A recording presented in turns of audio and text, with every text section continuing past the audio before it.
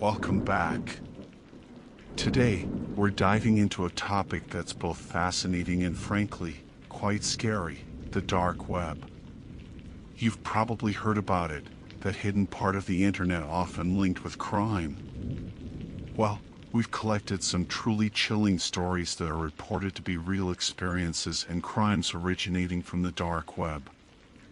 These aren't your average spooky tales. They touch on the genuine dangers and unsettling events that can happen when anonymity meets criminal intent online. So, grab your headphones, maybe turn down the lights, or perhaps keep them on. Let's get into this clip featuring true dark web scary stories.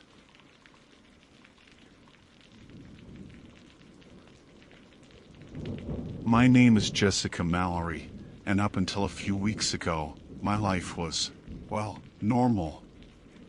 Mundane, even. I worked as a freelance graphic designer, which meant a lot of late nights hunched over my computer, fueled by lukewarm coffee and the faint hope that my latest design would finally be the one that catapulted me to some semblance of success. I lived in a small, slightly run-down but charmingly vintage apartment in a decent part of town, had a small circle of close friends, and spent my weekends doing the usual things: brunch, the occasional movie, maybe a hike if the weather was nice. Nothing to write home about, certainly nothing to inspire the kind of chilling dread that now gnaws at me constantly. I've always been a creature of habit. Every morning, I'd wake up, make a pot of strong black coffee, and check my emails and the usual social media sites before even thinking about starting work. It was a ritual, a way to ease myself into the day. One particularly dreary Monday morning, while scrolling through a somewhat obscure online forum dedicated to true crime and the unsettling corners of the internet, I stumbled across a thread that made my blood run cold. The thread was titled something generic, something like "Creepy Encounters on the Dark Web," and I almost scrolled past it. But the first post caught my eye. It was short, just a few lines, but it described an experience that felt eerily familiar. The poster, going by the username Nightcrawler78, wrote about finding a profile on a dark web forum with their exact name and likeness. This profile was posting disturbing content, things completely out of character for the poster. Curiosity, that insidious little voice that always leads to trouble, got the better of me. I clicked on the thread, and as I read through the subsequent posts, a knot of unease tightened in my stomach. Several other people chimed in, sharing similar experiences. Doppelgangers on obscure forums, engaging in bizarre and often unsettling activities. At the time, I dismissed it as some kind of elaborate hoax or a series of unfortunate coincidences. The internet is a weird place, after all. You see all sorts of strange things. But then, a few days later, it happened to me. It started innocently enough. I was looking for some inspiration for a particularly dark graphic design project I was working on, something with a gritty, urban feel. I often browse through various underground online communities, not for any illicit purposes, but simply to get a sense of the aesthetic and the kind of imagery that resonated within those spaces. It was research, I told myself. Harmless research. That's how I found it.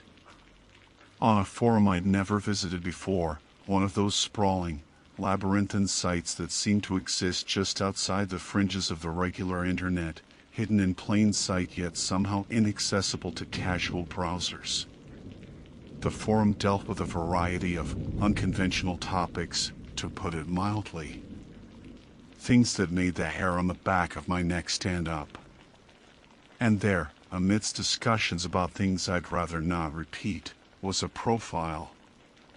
The username was simply JessicaM89. My name, followed by the year I was born. A chill snaked down my spine, but I told myself it was just a common name and a common birth year.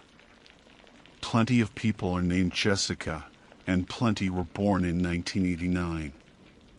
It had to be a coincidence. But then I clicked on the profile. The avatar was a grainy, low-resolution image, but it was undeniably me.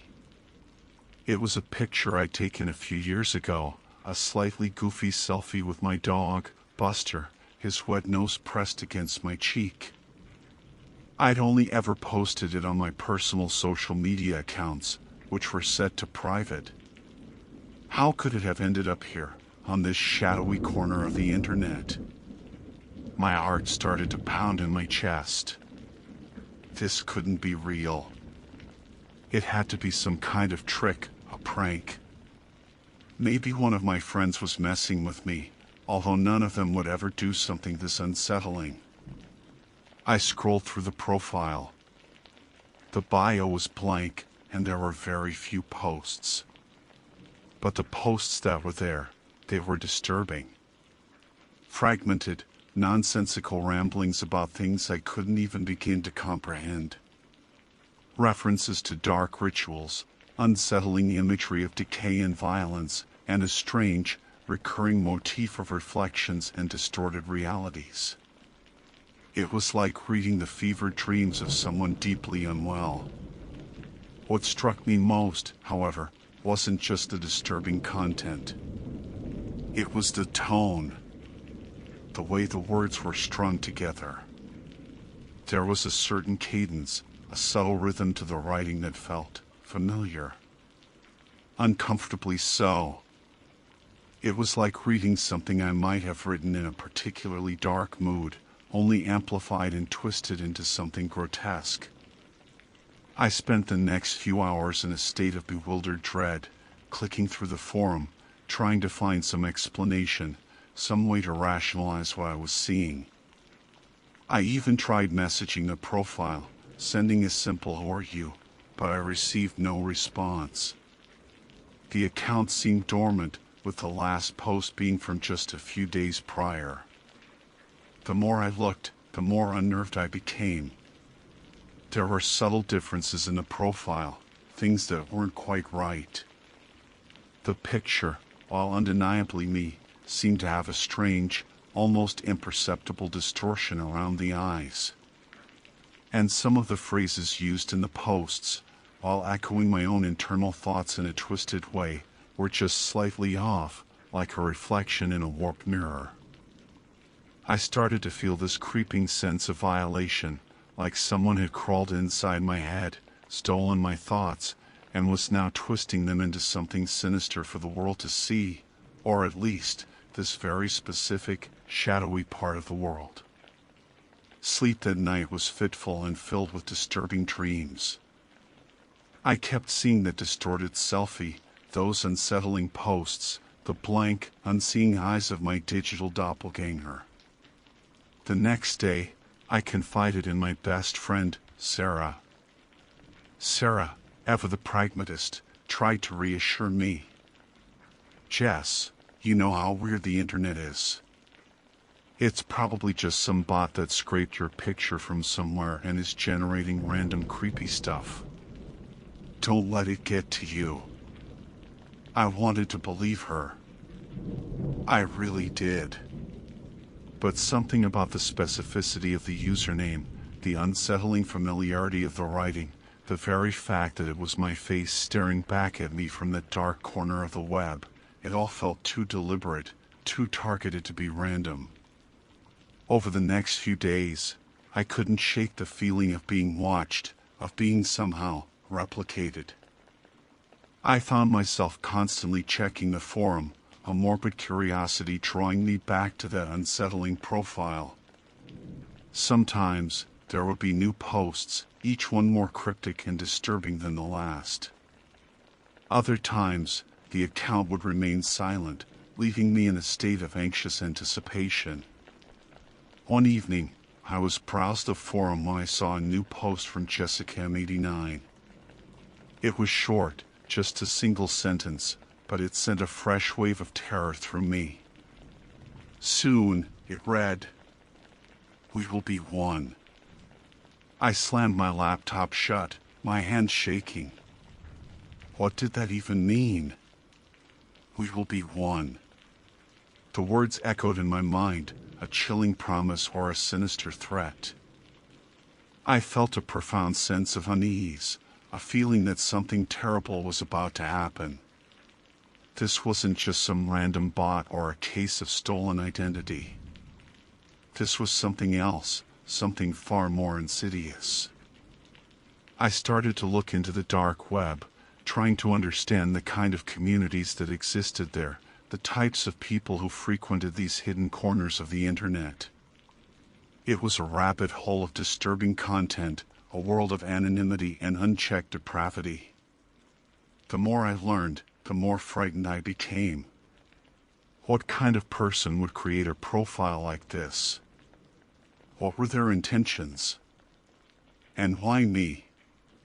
The thought that someone out there was impersonating me, not just stealing my identity for financial gain, but creating this dark, twisted version of me in this hidden online world, it was deeply unsettling.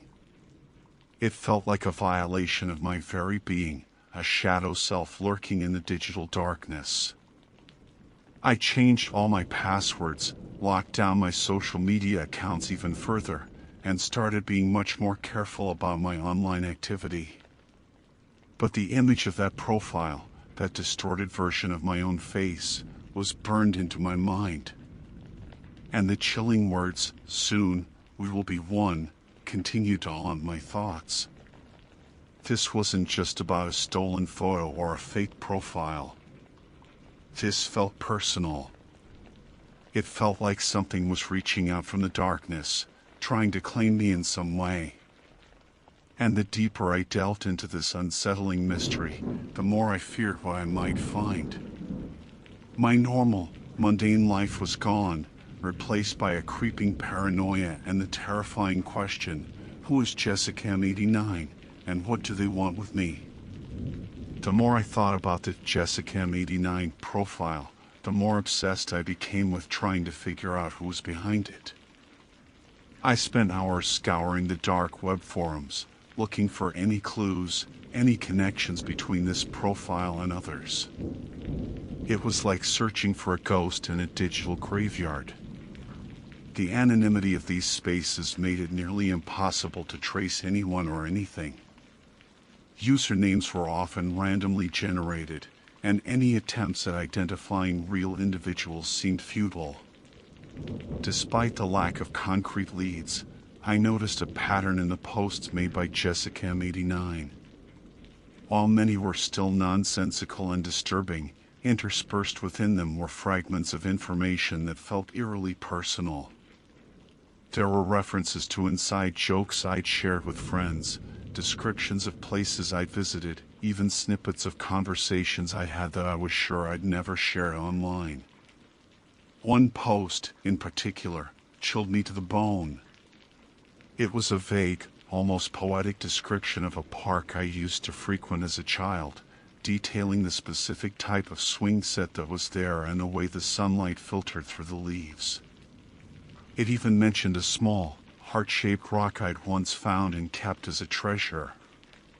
How could anyone know these details? They weren't things I'd ever posted publicly.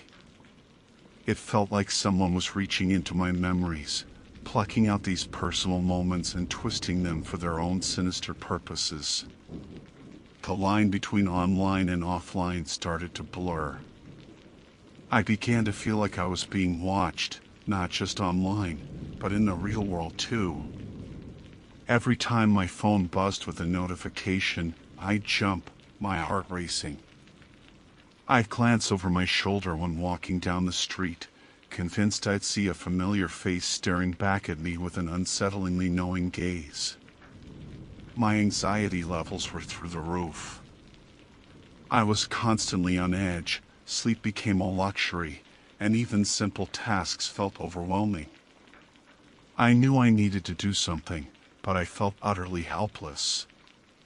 Going to the police seemed pointless. How could I explain this? "Officer, there's a profile on the dark web with my name and picture, posting creepy stuff. They probably think I was crazy." I decided to confide in another friend, Mark, who worked in IT and had a better understanding of the intricacies of the internet. When I told him about Jessica M89, he listened intently, his brow furrowed in concern. "The dark web, huh? That's not good," he said, shaking his head. "It's tough to track anything down there. But let me see if I can find anything. Maybe there are some tools or forums I know of that might offer some insight." Mark spent the next few days digging around, using his technical skills to try and uncover any information about the Jessica M89 profile. He warned me that it was unlikely he'd find anything concrete, but I clung to the hope that he might discover something that could help me understand what was going on. While Mark was doing his digital sleuthing, I decided to take matters into my own hands in a different way. I started documenting everything related to the Jessica M89 profile. I took screenshots of every post, noting the dates and times they were made. I compiled a list of the personal details that had appeared in the posts, trying to find any common thread or pattern. It felt like a small act of defiance, a way to take back some control in a situation where I felt completely powerless. One evening, while I was meticulously going through the screenshots, I noticed something I'd missed before. In one of the posts, amidst a jumble of disturbing phrases, there was a sequence of numbers that looked like coordinates. They were followed by the words "meet me." My heart skipped a beat. Was this an invitation? A trap? The coordinates pointed to a location on the outskirts of the city, an abandoned industrial complex that had been derelict for years. It was a known spot for urban explorers and, according to some local legends, was rumored to be haunted. A wave of fear washed over me, but beneath the fear, there was also a strange pull, a morbid curiosity that I couldn't ignore. Could this be my chance to finally confront whoever was behind this? To understand why they were doing this? I debated for hours, pacing my apartment, replaying the "meet me" message in my mind. It could be incredibly dangerous. This person, whoever they were, had already demonstrated a disturbing knowledge of my life. Meeting them in a secluded, abandoned location was a recipe for disaster.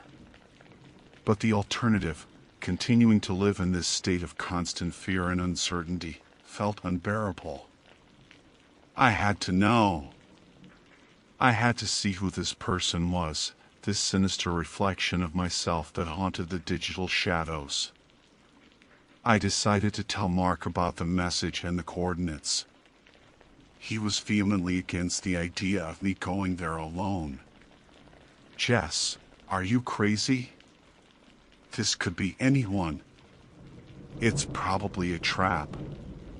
Don't go." I understood his concern, but I was determined. "I have to, Mark.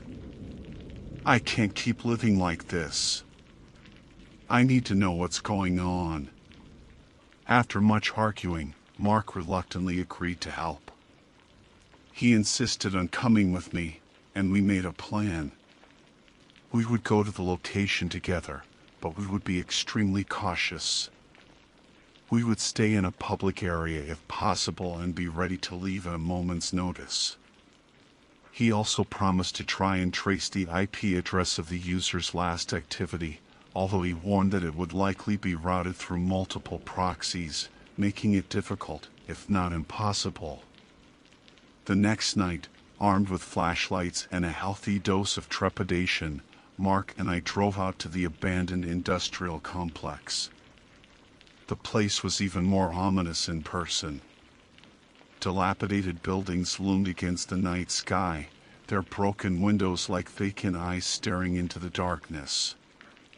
The air was thick with the smell of damp concrete and decay. The coordinates led us to the main entrance of one of the larger buildings, a cavernous structure with a collapsed roof in one section. We hesitated at the entrance, the silence broken only by the rustling of the wind through the broken glass. "Are you sure about this, Jess?" Mark asked, his voice low. I took a deep breath, trying to quell the tremor in my hands. "As sure as I can be." We cautiously made our way inside, our flashlights cutting through the darkness. The interior was a chaotic mess of debris and rusting machinery. Graffiti covered the walls, adding another layer of unsettling atmosphere. As we ventured deeper into the building, I started to feel a growing sense of unease.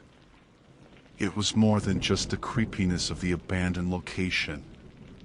There was a feeling of being watched, a prickling sensation on the back of my neck. Suddenly, a figure emerged from the shadows. My heart leaped into my throat. It was a person, silhouetted against a faint light coming from a distant part of the building.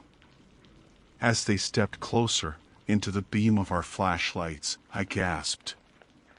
It was me. Standing before me was a person who looked exactly like me. The same height, the same build, the same messy brown hair pulled back in a ponytail. Even the clothes they were wearing, a faded band t-shirt and ripped jeans, were eerily similar to something I would wear. The only difference was in their eyes.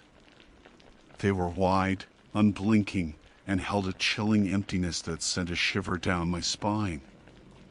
This wasn't just someone who looked like me. This was like looking into a distorted mirror, a reflection that had somehow gained its own sentience. The doppelganger smiled, a slow, unsettlingly white smile that didn't reach their eyes. "You came," they said, their voice a perfect echo of my own, but with a strange, almost mechanical quality to it. I couldn't speak. I was frozen in place, my mind struggling to comprehend what I was seeing. Mark, however, reacted instantly. He stepped in front of me, shining his flashlight directly into the doppelganger's face. "Who are you? What do you want?" The doppelganger didn't flinch. Their gaze remained fixed on me, that unnerving smile still plastered on their face. "We are the same," they said, their voice now softer, almost a whisper. "Soon, you will understand."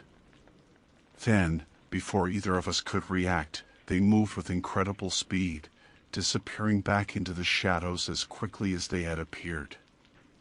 Mark and I stood there for a moment, stunned into silence, the only sound the echo of our own ragged breathing in the vast, empty space. What had we just seen?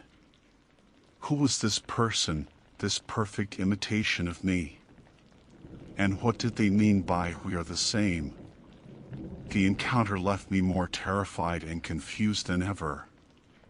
The sinister double on the dark web had manifested in the real world, and the line between my identity and theirs was becoming increasingly blurred. The encounter at the abandoned factory left me shaken to my core. Seeing someone who looked exactly like me, moving and speaking with my voice, was a deeply unsettling experience. It was like a glitch in reality, a terrifying manifestation of my fears. Mark was equally disturbed. He kept replaying the scene in his mind, trying to find some logical explanation, but there was none. It had to be a trick of the light, right? Some kind of elaborate setup, he kept saying, but even he didn't sound convinced. I knew it wasn't a trick. The feeling that washed over me when I looked into those empty eyes was too real, too profound to be a simple illusion. This was the person behind the Jessica M89 profile, the one who seemed to know my deepest thoughts and secrets. But how? And why go to such lengths to impersonate me? The next few days were a blur of anxiety and paranoia. I barely slept, constantly checking my apartment, convinced that my doppelganger was lurking somewhere nearby. I avoided going out, terrified of running into them again. The internet, once a source of connection and information, now felt like a dangerous place, a breeding ground for this unsettling phenomenon. Mark, ever the supportive friend, stayed by my side as much as he could. He continued to try and find any information about the Jessicam89 profile, but his efforts yielded nothing. The user seemed to have vanished from the dark web forums, leaving no trace behind. It was as if they had never existed, except for the terrifying encounter in the abandoned factory. The lack of online activity was almost more unsettling than the constant posts. It felt like the focus had shifted, that the digital impersonation was no longer the primary goal. The real-world encounter suggested something far more sinister. One afternoon, while I was staring blankly at my computer screen, a thought struck me. The doppelganger had said, "We are the same." What if that wasn't just a creepy statement? What if it was a clue? I started to think about the differences between the online Jessicam89 and myself. While the profile often posted disturbing content, it also hinted at a fascination with things I had always been drawn to in secret. Darker themes in art, philosophical questions about identity and existence, even a morbid curiosity about the macabre. These were aspects of myself that I rarely shared with others, things I considered private and somewhat unconventional. Could it be that this doppelganger wasn't just trying to steal my identity, but somehow amplify it? Take the darker parts of me and project them onto the world in a twisted way? The thought was both terrifying and strangely compelling. It made me question my own understanding of myself, the hidden corners of my own psyche. Was there a part of me that I wasn't aware of, a shadow self that was now manifesting in this horrifying way? As I delved deeper into this unsettling introspection, I started noticing more subtle signs that mirrored the Jessicam89 posts. A fleeting dark thought that mirrored a cryptic phrase, a strange coincidence that echoed a disturbing image. It was as if the barrier between the online persona and my own reality was thinning, as if the two were somehow becoming intertwined. One evening, I was looking through some old photo albums. I came across a picture of myself from years ago, a silly snapshot from a Halloween party. I remembered the costume, a dark, hooded figure, and the strange feeling I had that night, a sense of anonymity and liberation in being someone else, even for a few hours. As I stared at the photo, I noticed something that made my blood run cold. On the edge of the frame, barely visible, was a figure standing in the shadows. The picture was blurry, but there was something undeniably familiar about the silhouette, something that eerily resembled the doppelganger I had seen in the factory. I had no memory of that figure being there that night. The realization hit me like a physical blow. This wasn't a recent phenomenon. This wasn't just some random person on the internet. This had been going on for longer than I could have imagined. The feeling of being watched, the subtle sense of rawness that I had occasionally brushed off, it had all been leading to this. I started to feel like I was losing my grip on reality. Was I still myself? Or was I somehow being influenced, slowly replaced by this sinister double? The thought was terrifying, but it also sparked a desperate need to understand what was happening. I decided to try a different approach. Instead of hiding and fearing, I would try to communicate, to understand the connection between us. I went back to the dark web forums, creating a new anonymous account. I searched for any mention of Jessica M89, any lingering traces of their online presence. After hours of searching, I found a hidden subforum, a place where users discussed strange occurrences and shared unsettling stories that often blurred the line between reality and the digital world. It was here, buried deep within a thread about digital doppelgangers, that I found a post that mentioned Jessica M89. The post was old, dating back several months. It was from a user with a cryptic name, Mirror Image. They wrote about encountering a similar profile, a digital double that seemed to be linked to the real-world individual whose identity it had seemingly stolen.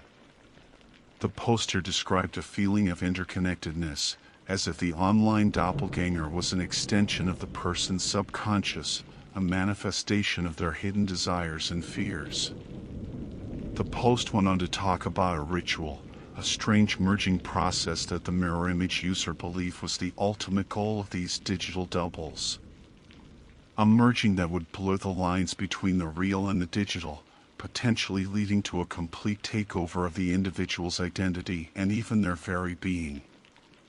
The details of the ritual were vague and unsettling, involving mirrors, reflections, and a crossing of boundaries between the online and offline worlds. But the underlying message was clear. The doppelganger's intentions were far more complex and sinister than simple identity theft. Reading this post filled me with a renewed sense of urgency and dread. The soon we will be one message took on a whole new meaning. This wasn't just about someone impersonating me online. This was about something trying to replace me, to erase the boundaries of my own identity. I knew I couldn't face this alone. I reached out to Mark again, telling him everything I had found. He was skeptical at first, but the genuine fear in my voice convinced him that something truly strange was happening. Together, we started researching the mirror image user and the ritual they had described. It led us down a rabbit hole of esoteric websites and obscure online communities, each one more unsettling than the last. We found fragments of information, whispers of similar occurrences, but nothing concrete. As we delved deeper, I started to notice changes within myself. My thoughts became darker, more fragmented. I found myself drawn to reflections, spending long moments staring at my own face in the mirror, feeling a strange sense of detachment, as if I were looking at a stranger. The feeling of being watched intensified, and I started having vivid, disturbing dreams where I saw myself, or rather, my doppelganger, engaging in acts I couldn't even imagine myself doing. The line between my dreams and reality began to blur. Then, one night, I woke up to find myself in front of my bathroom mirror. My eyes were wide, unblinking, and the same chilling emptiness I had seen in the doppelganger's eyes stared back at me. A slow, unsettlingly white smile spread across my face. Soon, I whispered, my voice sounding strangely mechanical, "We will be one." The realization dawned on me with terrifying clarity. The merging had already begun. The sinister double from the dark web wasn't just trying to steal my identity. It was becoming me. And I was losing myself in the process. The reflection in the mirror wasn't just a reflection anymore. It was something else, something that was slowly but surely taking over. My name is Jessica Mallory, and I don't know how much longer that will be true. The encounter at the abandoned factory left me shaken to my core. Seeing someone who looked exactly like me, moving and speaking with my voice, was a deeply unsettling experience. It was like a glitch in reality, a terrifying manifestation of my fears. Mark was equally disturbed. He kept replaying the scene in his mind, trying to find some logical explanation, but there was none. It had to be a trick of the light, right?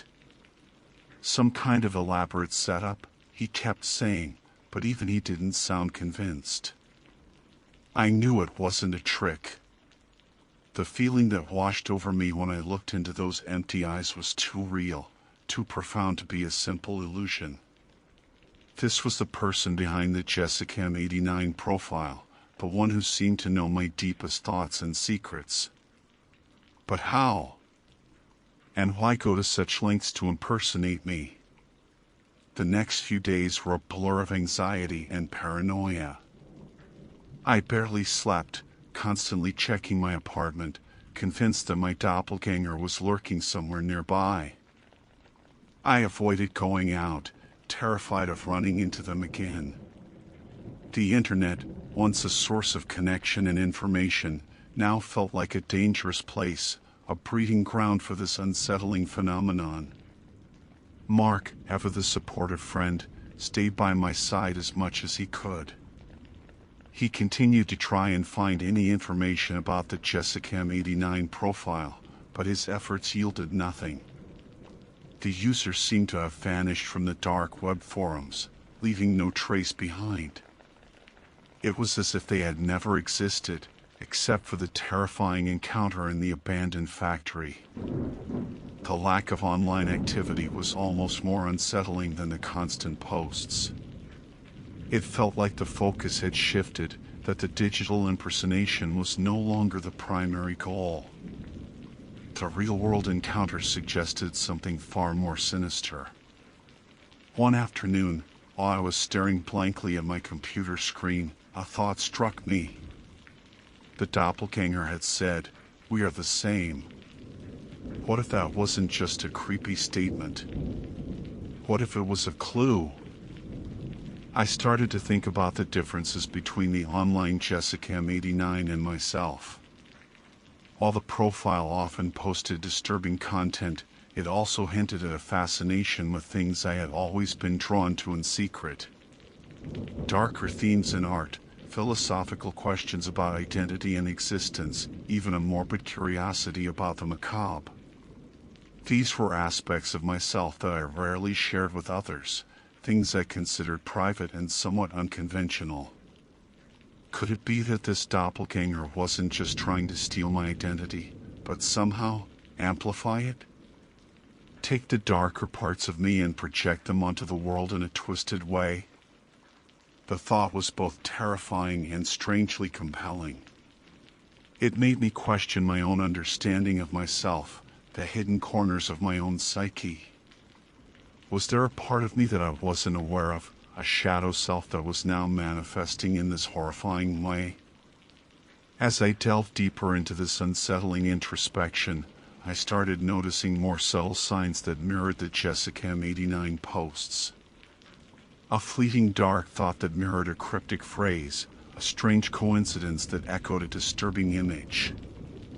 It was as if the barrier between the online persona and my own reality was thinning, as if the two were somehow becoming intertwined. One evening, I was looking through some old photo albums. I came across a picture of myself from years ago, a silly snapshot from a Halloween party. I remembered the costume, a dark, hooded figure, and the strange feeling I had that night, a sense of anonymity and liberation in being someone else, even for a few hours. As I stared at the photo, I noticed something that made my blood run cold. On the edge of the frame, barely visible, was a figure standing in the shadows. The picture was blurry, but there was something undeniably familiar about the silhouette, something that eerily resembled the doppelganger I had seen in the factory. I had no memory of that figure being there that night. The realization hit me like a physical blow. This wasn't a recent phenomenon. This wasn't just some random person on the internet. This had been going on for longer than I could have imagined. The feeling of being watched, the subtle sense of wrongness that I had occasionally brushed off, it had all been leading to this. I started to feel like I was losing my grip on reality. Was I still myself? Or was I somehow being influenced, slowly replaced by this sinister double. The thought was terrifying, but it also sparked a desperate need to understand what was happening. I decided to try a different approach. Instead of hiding and fearing, I would try to communicate, to understand the connection between us. I went back to the dark web forums, creating a new anonymous account. I searched for any mention of Jessica M89, any lingering traces of their online presence. After hours of searching, I found a hidden subforum, a place where users discussed strange occurrences and shared unsettling stories that often blurred the line between reality and the digital world. It was here, buried deep within a thread about digital doppelgangers, that I found a post that mentioned Jessica M89. The post was old, dating back several months. It was from a user with a cryptic name, Mirror Image. They wrote about encountering a similar profile, a digital double that seemed to be linked to the real-world individual whose identity it had seemingly stolen. The poster described a feeling of interconnectedness, as if the online doppelganger was an extension of the person's subconscious, a manifestation of their hidden desires and fears. The post went on to talk about a ritual, a strange merging process that the mirror image user believed was the ultimate goal of these digital doubles. A merging that would blur the lines between the real and the digital, potentially leading to a complete takeover of the individual's identity and even their very being. The details of the ritual were vague and unsettling, involving mirrors, reflections, and a crossing of boundaries between the online and offline worlds. But the underlying message was clear. The doppelganger's intentions were far more complex and sinister than simple identity theft. Reading this post filled me with a renewed sense of urgency and dread. The soon, we will be one message took on a whole new meaning. This wasn't just about someone impersonating me online. This was about something trying to replace me, to erase the boundaries of my own identity. I knew I couldn't face this alone. I reached out to Mark again, telling him everything I had found. He was skeptical at first, but the genuine fear in my voice convinced him that something truly strange was happening. Together, we started researching the mirror image user and the ritual they had described. It led us down a rabbit hole of esoteric websites and obscure online communities, each one more unsettling than the last. We found fragments of information, whispers of similar occurrences, but nothing concrete. As we delved deeper, I started to notice changes within myself. My thoughts became darker, more fragmented. I found myself drawn to reflections, spending long moments staring at my own face in the mirror, feeling a strange sense of detachment, as if I were looking at a stranger. The feeling of being watched intensified, and I started having vivid, disturbing dreams where I saw myself, or rather, my doppelganger, engaging in acts I couldn't even imagine myself doing. The line between my dreams and reality began to blur. Then, one night, I woke up to find myself in front of my bathroom mirror. My eyes were wide, unblinking, and the same chilling emptiness I had seen in the doppelganger's eyes stared back at me. A slow, unsettlingly white smile spread across my face. Soon, I whispered, my voice sounding strangely mechanical, "We will be one." The realization dawned on me with terrifying clarity. The merging had already begun. The sinister double from the dark web wasn't just trying to steal my identity. It was becoming me. And I was losing myself in the process. The reflection in the mirror wasn't just a reflection anymore. It was something else, something that was slowly but surely taking over. My name is Jessica Mallory, and I don't know how much longer that will be true.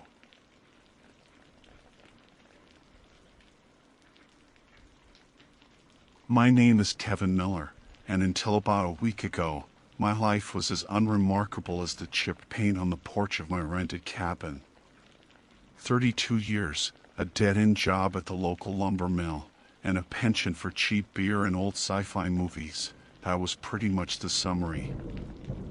I wasn't a hero, not a criminal mastermind, just Kevin. Now, though, my face is probably plastered on some digital back alley forum with a bounty so high it makes my stomach churn just thinking about it. And the worst part? The people after me aren't the cops or some biker gang I accidentally pissed off. It's something else. Something I can barely even wrap my head around. It started subtly, like a persistent cough you can't quite shake. A feeling of being watched. I'd be walking down the main street of Havenwood, the kind of small town where everyone knows your name and probably your blood type, and I'd catch someone staring a little too long. It wasn't hostile, not exactly, more curious. Intense. Like they were trying to decipher a puzzle written on my forehead. I chalked it up to paranoia. Too much late-night internet rabbit holes and not enough sleep. Havenwood was the kind of place where excitement meant a new flavor of pie at the diner, not clandestine surveillance. The first real sign that things had gone sideways was the note. I found it tucked under my windshield wiper one rainy Tuesday morning. Just a small, folded piece of what looked like handmade paper, the kind with the rough edges. I almost tossed it, thinking it was some local flyer. But something about the way it was placed, so deliberately, made me pause. Inside, scrawled in surprisingly elegant cursive with what looked like deep purple ink, were 3 words: "The offering is due." The offering? What the hell did that even mean? I racked my brain, trying to think if I owed anyone money, if I'd accidentally taken something that belonged to someone. I'm a pretty forgettable guy, keep to myself mostly. The only recent interaction of any significance was a minor fender bender with old Mrs. Henderson last month, and we'd settled that with her insurance company. This offering felt ominous. Dramatic, even. Like something out of one of those cheesy horror flicks I enjoyed. I showed the note to my buddy, Dale, who worked with me at the mill. Dale was a big, burly guy with a booming laugh and a tendency to see the best in everyone. He just shrugged, his thick eyebrows raised. Probably some weird marketing thing, Kev. You know how the New Age crowd is getting around here. Maybe he was right. Havenwood had seen an influx of, let's call them alternative types in the last few years. People talking about energy fields and crystal alignments. An offering could fit right into that kind of vibe. Still, the purple ink and the unsettlingly formal handwriting gave me the creeps. I tucked the note in my wallet, a nagging feeling settling in my gut. The feeling intensified over the next few days. I started noticing the same faces. A gaunt woman with eyes that seemed to swallow the light, always wearing a long, dark coat even when it was relatively warm. A tall, wiry man with a shock of white hair and a disconcerting habit of tilting his head as if listening to something I couldn't hear. They'd appear at the edges of my vision, in the reflection of shop windows, across the street as I walked home. Never directly approaching, just observing. Then came the incident at the grocery store. I was in the frozen foods aisle, debating between pizza rolls and a sad-looking TV dinner, when I heard it. A low, rhythmic humming. It seemed to come from everywhere and nowhere at once, a deep resonant tone that vibrated in my chest. Other shoppers didn't seem to notice it. They went about their business, grabbing ice cream and frozen peas. but I felt a cold dread grip me. I turned slowly, scanning the aisle, and saw them. The gaunt woman and the white-haired man, standing at opposite ends, their eyes locked on me. The humming seemed to emanate from them, a subtle yet palpable pressure in the air. I grabbed the TV dinner, paid for my groceries in a daze, and practically ran out of the store. That night, sleep was a distant luxury. Every creak of the old cabin, every rustle of leaves outside my window, sounded like footsteps. I kept picturing those two figures, their unwavering gazes. The humming, it was the most unsettling thing. Not threatening, not overtly, but deeply, profoundly weird. The next morning, I decided I needed to get out of Havenwood for a while. Just clear my head, maybe visit my sister down in Oakhaven. A change of scenery would do me good. I packed a bag, threw it in my beat-up pickup truck, and hit the road. I thought I'd lost them. For the first hour, the familiar landscape of rolling hills and dense pine forests was a comforting sight. I even started to relax a little, turning up the radio and singing along to some ancient hair metal. Then, in my rearview mirror, I saw it. A vehicle. Not just any vehicle, but a battered, dark-colored van with no license plates. It had that same, unidentifiable quality as the people I'd been seeing. Anonymous. Purposeful. I told myself it was just coincidence. Plenty of beat-up vans on the road. But as I sped up, so did they. As I changed lanes, they mirrored my movements. A knot of fear tightened in my stomach. These weren't just random onlookers. They were following me. I pushed the truck harder, the old engine groaning in protest. The van stayed right behind me, a silent, menacing shadow. I tried to lose them on the winding country roads, taking sharp turns, hoping they'd fall behind. But they were relentless. They knew where I was going. Or maybe, more terrifyingly, they just knew who I was. Finally, I made a desperate move. I spotted a logging road, barely more than a dirt track, heading deep into the dense pine forest. It was risky, could easily get my truck stuck, but I had to try. I swerved off the main road, bouncing violently as my tires fought for traction on the loose gravel and mud. For a moment, I thought I'd done it. The van hesitated at the turn, then slowly followed. But my truck was faster, more agile on this terrain. I plunged deeper into the woods, the trees closing in around me, their shadows long and skeletal in the afternoon sun. After a few miles of bone-jarring bumps and close calls with low-hanging branches, I finally pulled over, chilled the engine, and held my breath. The only sound was the frantic hammering of my own heart and the distant chirping of birds. I waited, straining my ears. Nothing. Had I actually lost them? Just as a sliver of hope began to flicker in my chest, I heard it. A faint sound, tarried on the wind. The low, rhythmic humming. It was closer now, more distinct. And then, another sound joined it. A soft, almost musical chanting. Panic seized me. They weren't just following me in a van. They were on foot too. How? This forest was thick, unforgiving. It would take hours to navigate on foot. Unless they weren't walking like normal people. I scrambled out of the truck, adrenaline coursing through my veins. I had to get away. Deeper into the woods, away from the road, away from that humming. I started to run, branches whipping in my face, the uneven ground twisting my ankles. I didn't have a plan, just a primal urge to escape. After what felt like an eternity, I stumbled upon a small clearing.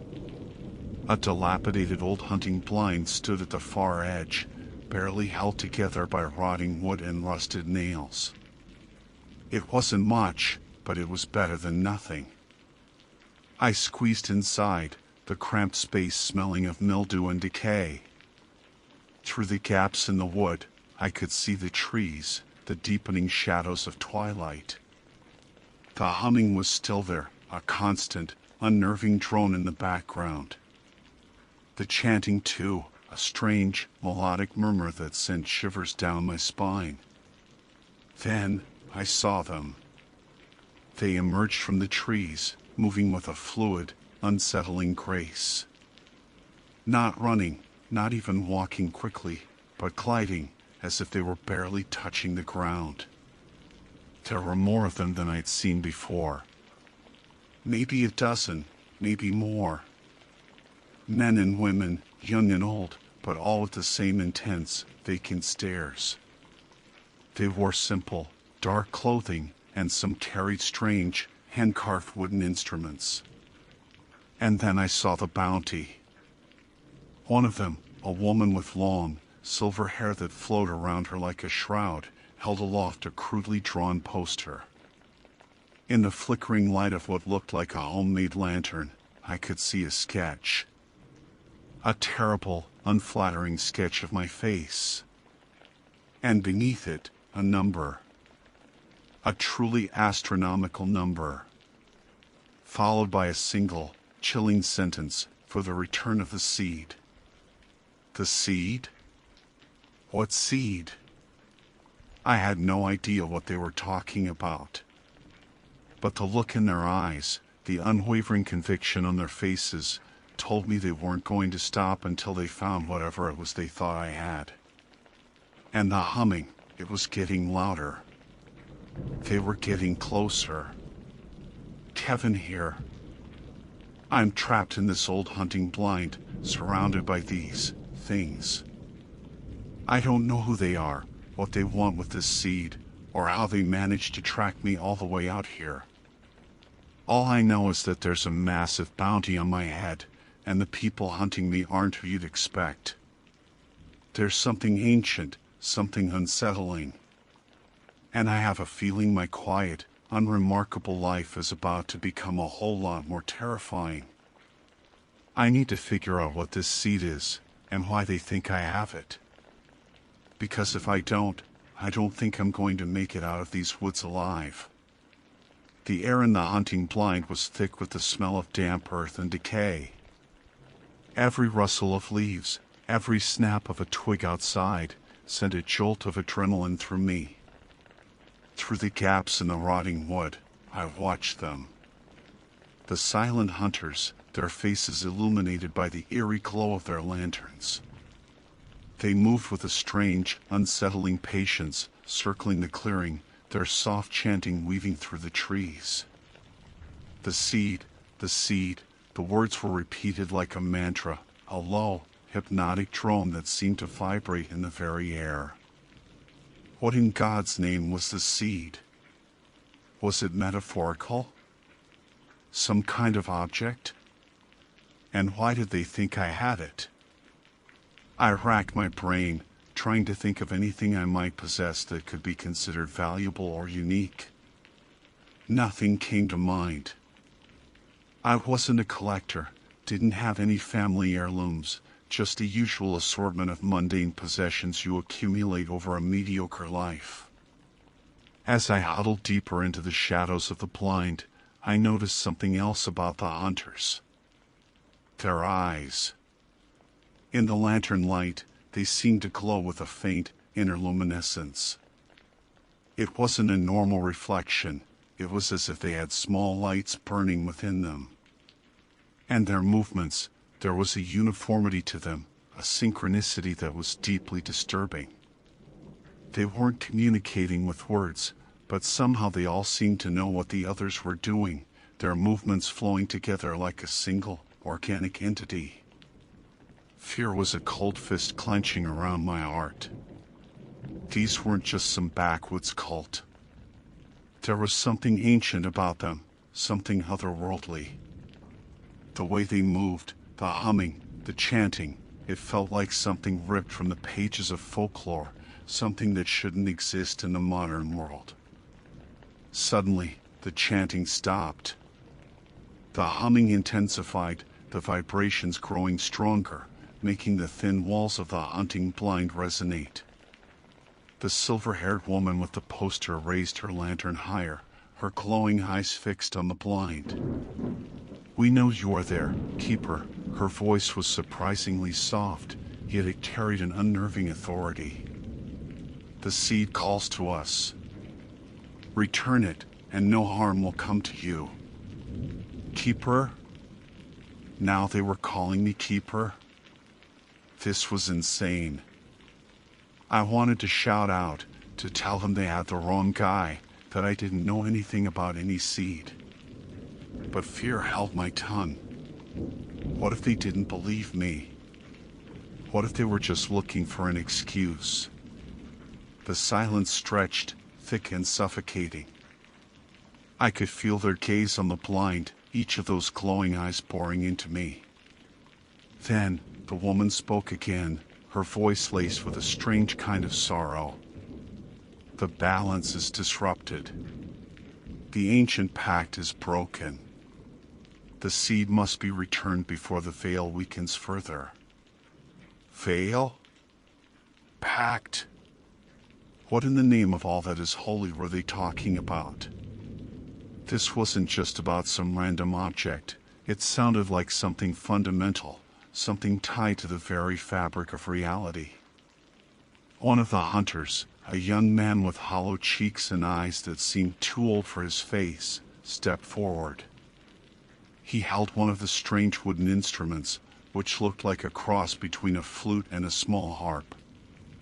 He began to play a melody, a haunting, ethereal tune that seemed to seep into the very core of my being. The humming resonated with the music, creating a disorienting, almost hypnotic effect. I pressed myself against the back wall of the blind, trying to make myself as small and inconspicuous as possible. My mind raced, desperately searching for a way out. The door to the blind was just a flimsy piece of warped wood easily kicked in. The windows were small gaps between the planks. There was no escape this way. My only chance was to wait for an opportunity, a moment of distraction, and then make a run for it. But the forest was vast and unfamiliar, and they seemed to know this terrain intimately. My chances of outrunning them were slim to none. As the haunting music continued, images flickered through my mind.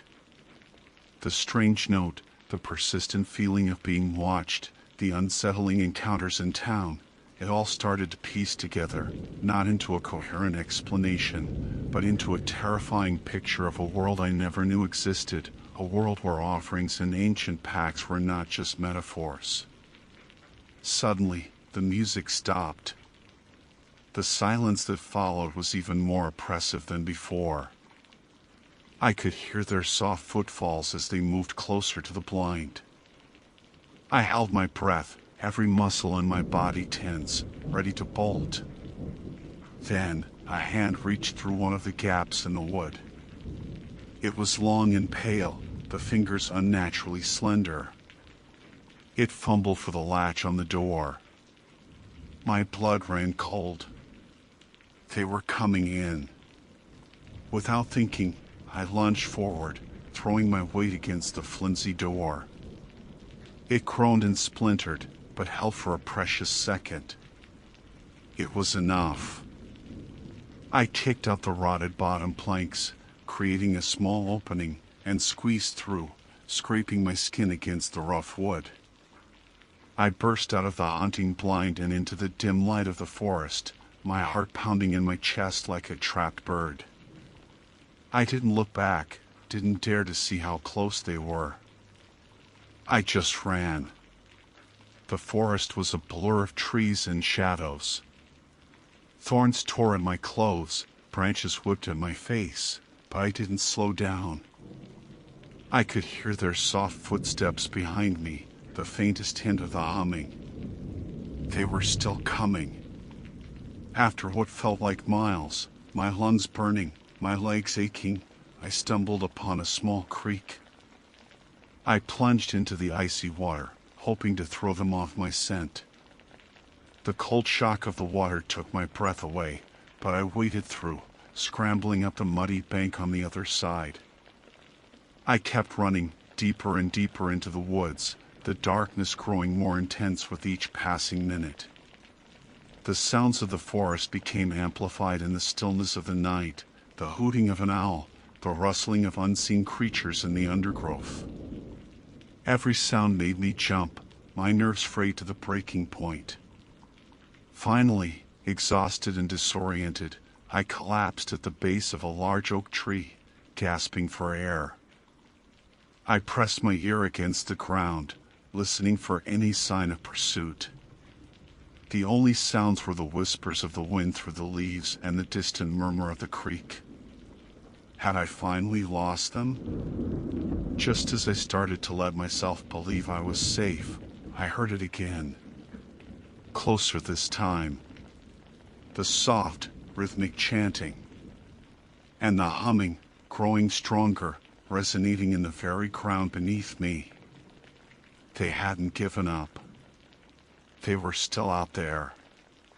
And somehow, they were always getting closer. Kevin here. I'm alone in the middle of nowhere, hunted by these silent, glowing-eyed people who think I possess some mysterious seed. I have no idea what it is, but I know one thing. They're not going to stop until they find me. I need to figure out what this seed is, and why they believe I have it. Because if I don't, the whispers in the woods tell me I won't survive the night. I need to find a way out of this nightmare, or I'll become another forgotten story in the shadow of these ancient pines. Huddled at the base of the ancient oak, the chilling reality of my situation sank in. I was being hunted, not by ordinary people, but by something ancient and inexplicable. They believed I possessed a seed that was vital to their existence, a seed I knew nothing about. My only hope was to understand what they were looking for, and somehow use that knowledge to survive. I racked my brain, trying to recall anything unusual in my recent past. Had I found something? Been given something? The past few weeks had been so ordinary, so mind-numbingly routine. Work, cheap beer, bad television. Nothing stood out. Then, a memory flickered to the surface. About a month ago, while hiking in the Blackwood Hills, something I did occasionally to escape the monotony of Havenwood, I'd stumbled upon a strange, smooth stone nestled amongst the roots of an old birch tree. It was unlike any rock I'd ever seen, perfectly round and obsidian black, with faint, swirling patterns that seemed to shift in the light. I picked it up, intrigued by its unusual appearance, and then, thinking nothing of it, had tossed it into my backpack and forgotten about it. Could that be it? The seed? It was small, unassuming, but the description. Seed could apply to something like that. And the way they talked about it, the ancient pact, the disruption of balance, it all hinted at something more than just a regular object. Hope, fragile but persistent, began to bloom in my chest. If that stone was what they wanted, maybe I could use it to bargain, to escape this nightmare. I carefully reached into my jacket pocket and pulled out my keychain. Tucked amongst the keys and a small multi-tool was the smooth, black stone.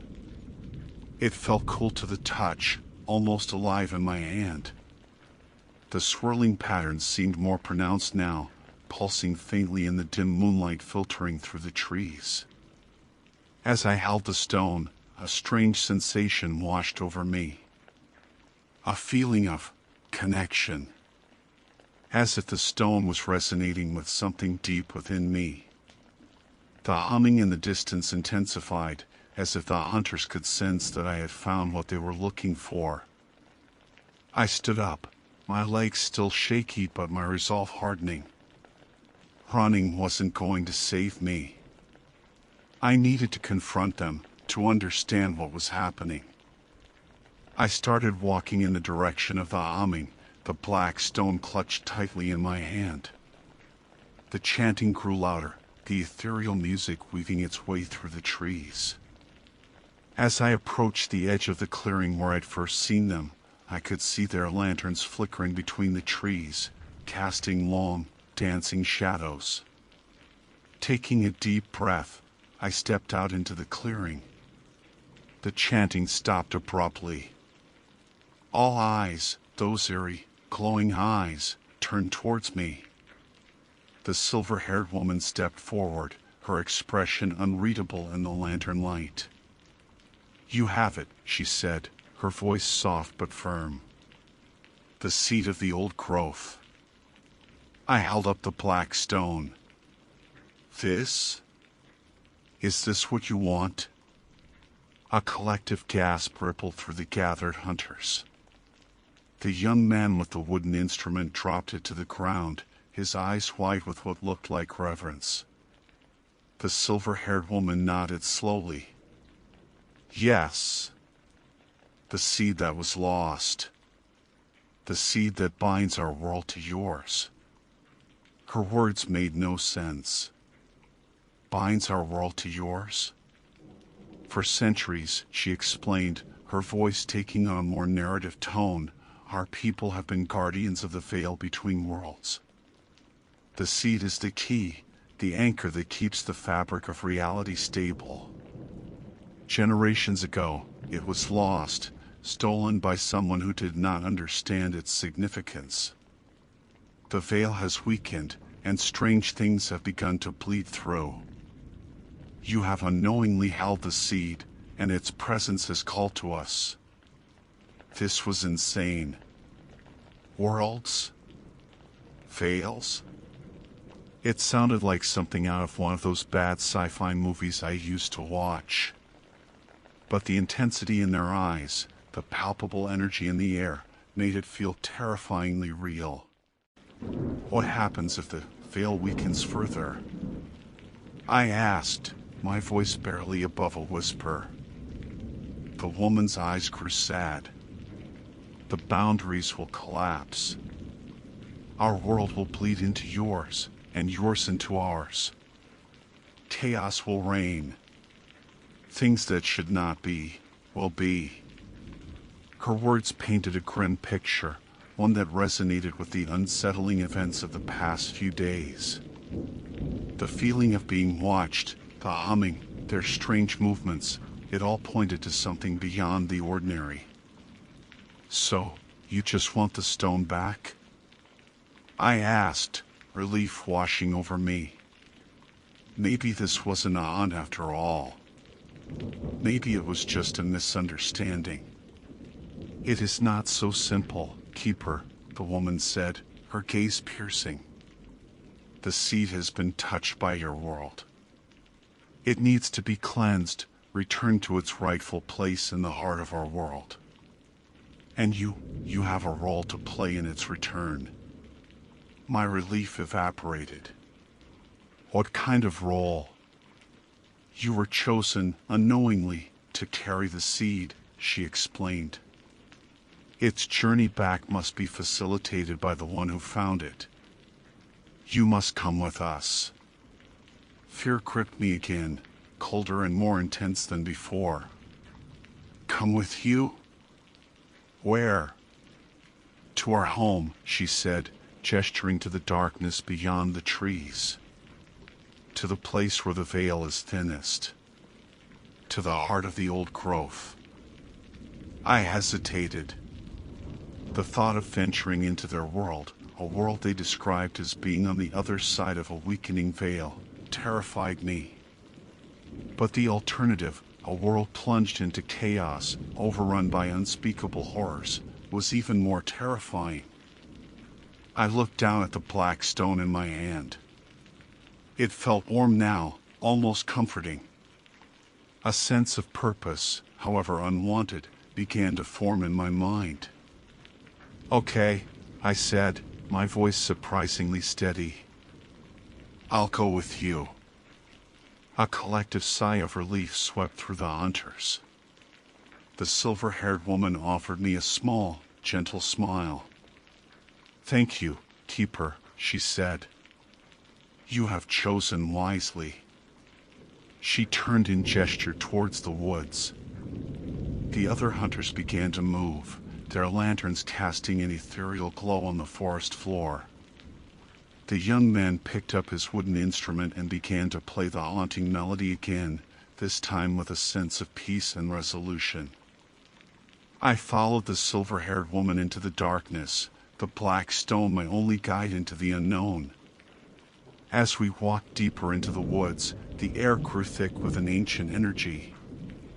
The trees seemed taller here, their branches intertwined overhead, creating a canopy that blotted out the moon.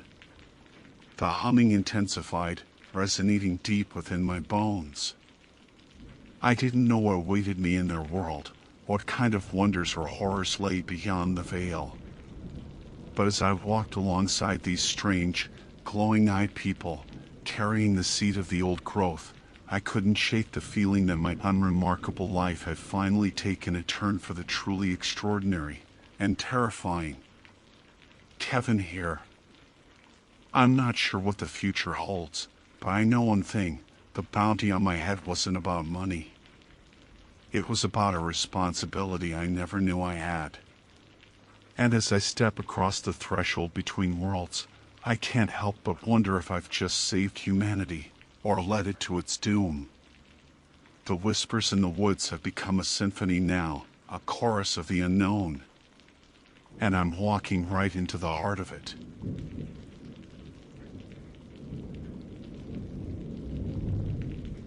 They say your life flashes before your eyes when you're about to die.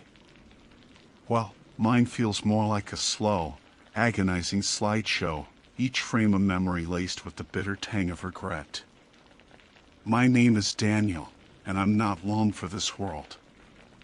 The doctors gave me weeks, maybe a month if I'm lucky, but I know better. It's not the sickness that's coming for me now, it's something else. Something that's been patiently waiting in the shadows for far too long. I need to tell this story. I have to. Maybe it'll bring me some measure of peace, though I highly doubt it. More likely, it'll just serve as a warning, a desperate plea to anyone who might stumble upon these words.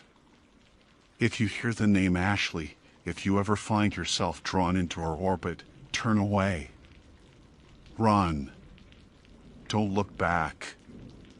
Trust me, you'll be saving yourself from a fate worse than anything you can imagine. It all started innocently enough, as these things usually do. I was a junior in high school, just trying to navigate the murky waters of adolescence. Hormones raged, friendships shifted like tectonic plates, and the biggest worry on my mind was usually whether or not I'd aced Mr. Henderson's history test. Ashley was new that year. She arrived sometime in late October, a few weeks before Halloween, bringing with her a chill that had nothing to do with the changing seasons. I first saw her in the cafeteria.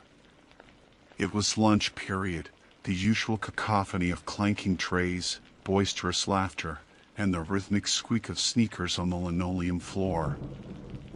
I was sitting with my usual crew: Mark, the perpetually sarcastic one, Sarah, the artist who always had her nose in a sketchbook, and Emily, the sweet, unassuming girl with a hidden rebellious streak.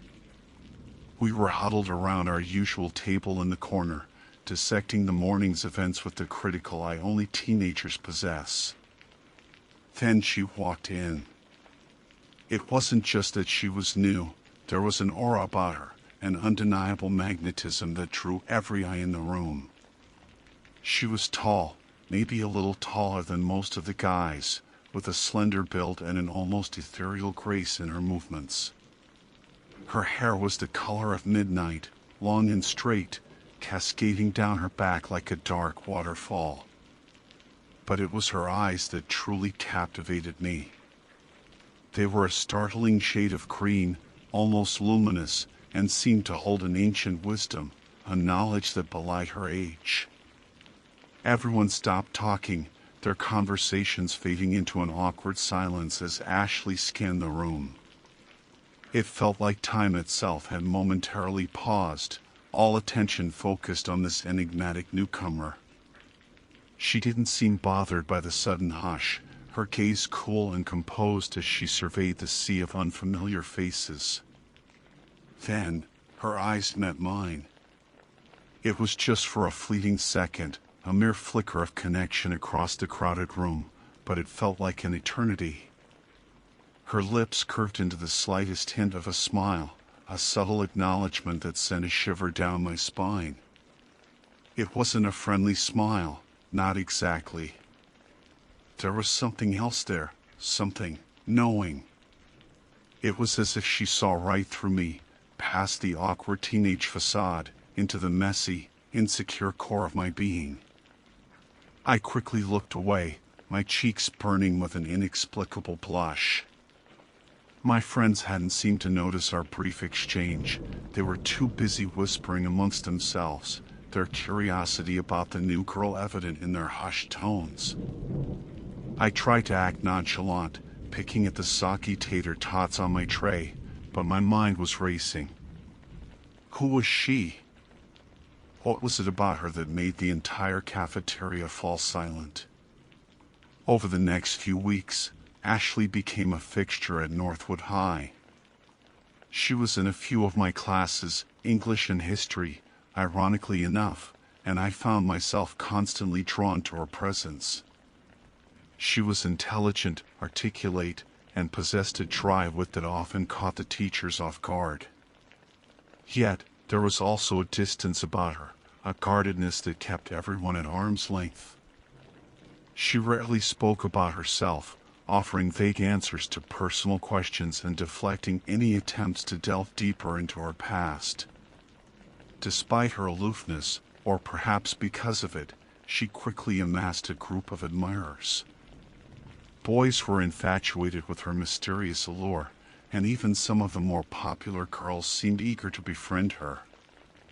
But Ashley remained somewhat detached, flitting between different social circles without ever truly belonging to any of them. She was like a rare and exotic bird, admired from afar but never quite captured. I, however, found myself increasingly drawn into her orbit. It wasn't something I consciously chose. It felt more like an inevitable pull, a gravitational force I couldn't resist. We started talking occasionally after class, sharing hesitant smiles in the hallway. She seemed different when she spoke to me, less guarded, almost intrigued. Maybe it was just wishful thinking on my part, the naive hope of a teenage boy who suddenly finds himself in the orbit of someone extraordinary. One rainy afternoon, I was walking home alone, lost in my own thoughts, when I heard someone call my name. "Daniel, wait up." I turned to see Ashley hurrying to catch up with me, her dark hair plastered to her forehead by the rain. My heart did a little flip in my chest. "Hey," I managed, trying to sound casual despite the sudden surge of adrenaline. "Mind if I walk with you?" she asked, her green eyes sparkling despite the gloomy weather. "I live in the same direction, a few blocks past your place." I couldn't believe my luck. This enigmatic, beautiful girl wanted to walk home with me. "Sure, yeah, no problem," I stammered, trying to hide my awkwardness. As we walked, we talked about the usual things: school, teachers, the upcoming Halloween dance. But there was an undercurrent to our conversation, a subtle energy that crackled in the air between us. I found myself opening up to her in ways I hadn't with my closest friends, sharing my anxieties about the future and my secret dreams of becoming a writer. She listened intently, her gaze unwavering, offering insightful comments that made me feel truly seen and understood. By the time we reached my street, I felt a connection to Ashley that was both exhilarating and unsettling. There was something about her that was different, something that hinted at a world beyond the ordinary, a world I suddenly found myself wanting to explore. "Well, this is me," I said, stopping at my driveway. Ashley smiled, that same subtle, knowing smile from the cafeteria. "It was nice walking with you, Daniel." "You too," I replied, feeling a pang of disappointment as she continued down the street. That evening, I couldn't stop thinking about her. Her words, her smile, the way her eyes seemed to pierce right through me. I felt like I had glimpsed something profound, something hidden beneath the surface of our mundane suburban lives. Little did I know, that rainy walk home was the beginning of something far more sinister, something that would haunt my dreams and ultimately lead me to this desperate confession. The encounter with Ashley that night, the one I promised myself I'd never speak of, that's the real story. And trust me, it's a story you won't soon forget.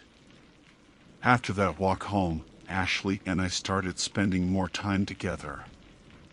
It felt natural, almost inevitable. We'd meet up after school, ostensibly to study in the library, but we'd often end up talking for hours about everything and nothing. She had a way of making me feel like I was the most interesting person in the world, her intense green eyes fixed on me as I rambled about my dreams and insecurities. I, in turn, found myself captivated by her enigmatic nature, always sensing there was so much more beneath the surface than she let on. One evening, as the days grew shorter and the air turned crisp with the promise of winter, Ashley suggested we hang out somewhere other than the library. "There's this place I know," she said, her voice a low murmur. "It's a little different, but I think you'd like it." My curiosity, always my Achilles heel, was instantly piqued. "What kind of place?" I asked. She offered that enigmatic smile again. "You'll see. Just meet me at the old Blackwood Mill around 8 tonight." The Blackwood Mill was a local landmark, or rather, a local ruin. It stood on the outskirts of town, a crumbling stone structure that had been abandoned for decades. Legend had it that the mill was the site of a terrible accident many years ago, a story involving a fire, a missing family, and whispers of something darker. Most kids in town stayed away from it, especially after dark, but for some reason, the idea of going there with Ashley felt strangely exciting. "Isn't that place supposed to be haunted?" I asked, a nervous laugh escaping my lips. Ashley just shrugged. "Maybe. Or maybe it's just a bunch of old stories to scare kids." I agreed to meet her, my sense of anticipation warring with a growing unease. As the evening approached, a thick fog rolled in, blanketing the town in an eerie silence.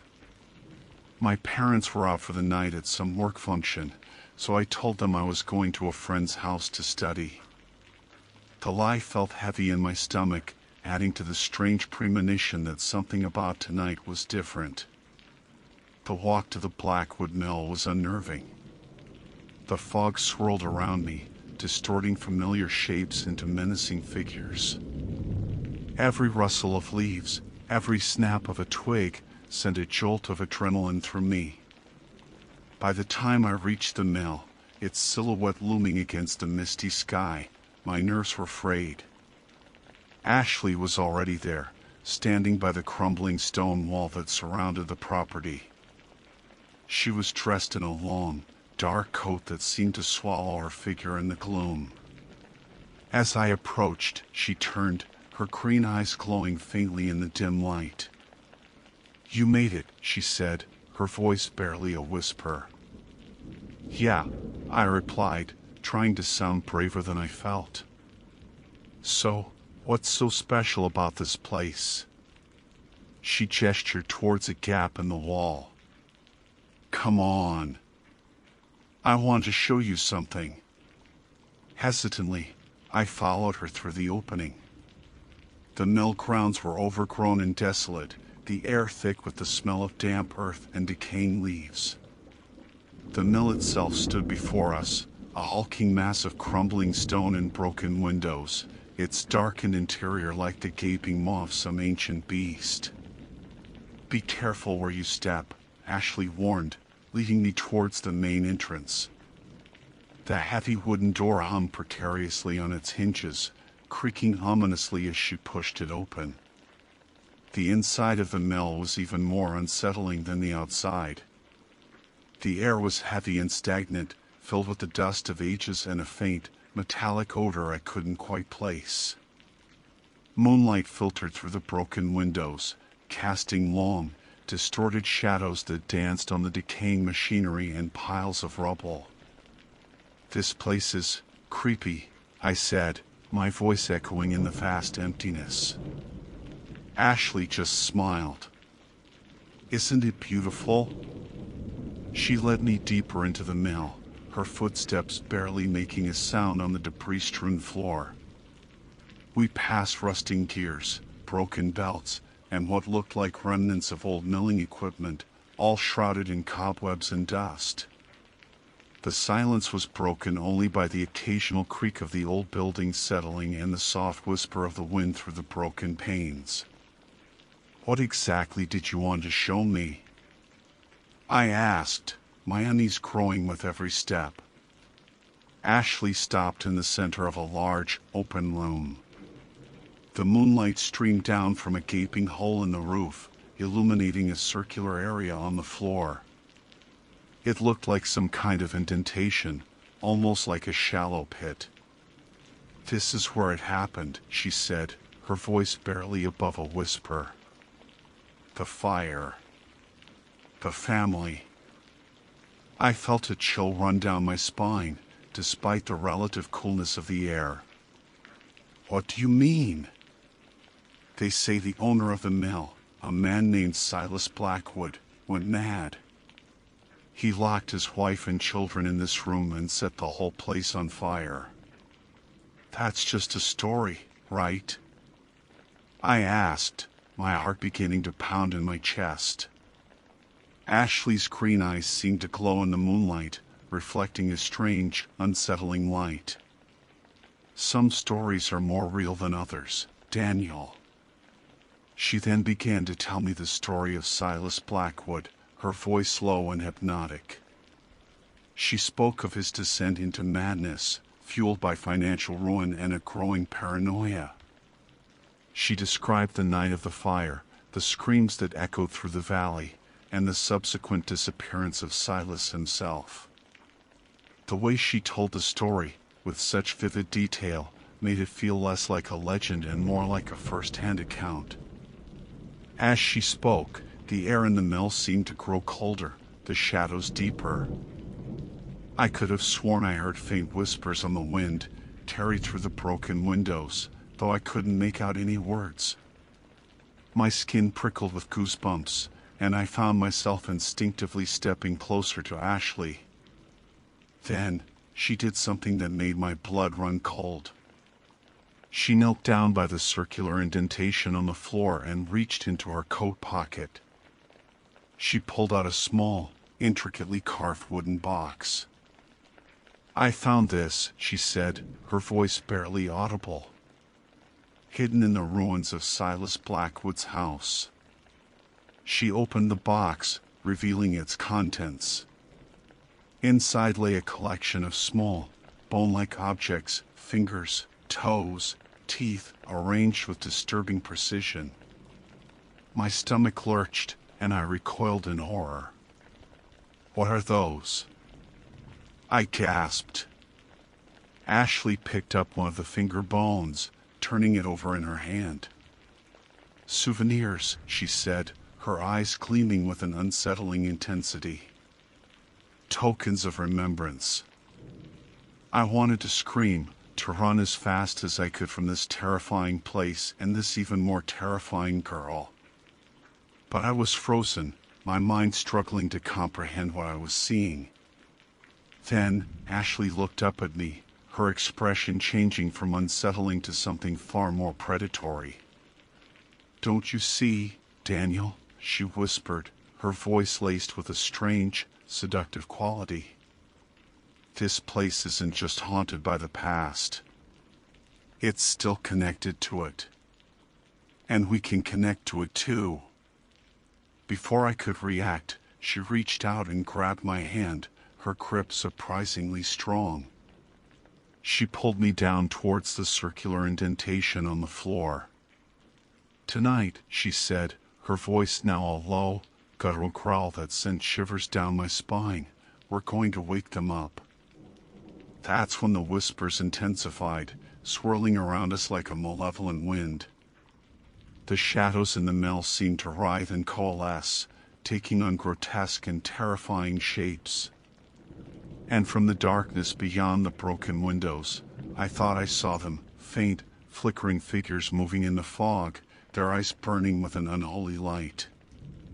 Whatever Ashley was planning, whatever dark ritual she intended to perform in that cursed place, I knew it was far beyond anything I could have ever imagined. And as her grip tightened on my hand, and I felt a cold, unseen presence pressing in on all sides, I knew my life had taken a horrifying turn from which there would be no return. The innocence of that rainy walk home was a distant memory, replaced by the chilling realization that I had stumbled into something ancient, something evil, something inextricably linked to the girl named Ashley. And the night was only just beginning. The moment Ashley's grip tightened on my hand, the temperature in the mill plummeted. It felt like an icy hand had clamped around my heart, squeezing the breath from my lungs. The whispers intensified, no longer faint murmurs but a cacophony of voices, sibilant and chilling, that seemed to claw at my sanity. The shadows writhed with renewed vigor, and the flickering shapes in the fog outside grew clearer, more defined. They were figures, gaunt and spectral, their empty eye sockets burning with an eerie, phosphorescent glow. Ashley began to chant in a low, guttural language I didn't recognize, the words resonating deep within the mill's ancient stones. Her voice, once melodic and intriguing, was now raspy and guttural, laced with a terrifying power. As she chanted, the bone fragments in the wooden box on the floor began to vibrate, rattling against each other like skeletal maracas. I tried to pull my hand away, to break free from her grasp, but her grip was like iron. Her green eyes, now wide and unblinking, were fixed on something beyond me, something I couldn't see but could definitely feel, a presence, ancient and malevolent, that was beginning to stir in the darkness. The circular indentation on the floor, the supposed site of the Blackwood family's demise, began to glow with an unnatural, sickly green light. The whispers reached a fever pitch, swirling around us like a vortex of despair.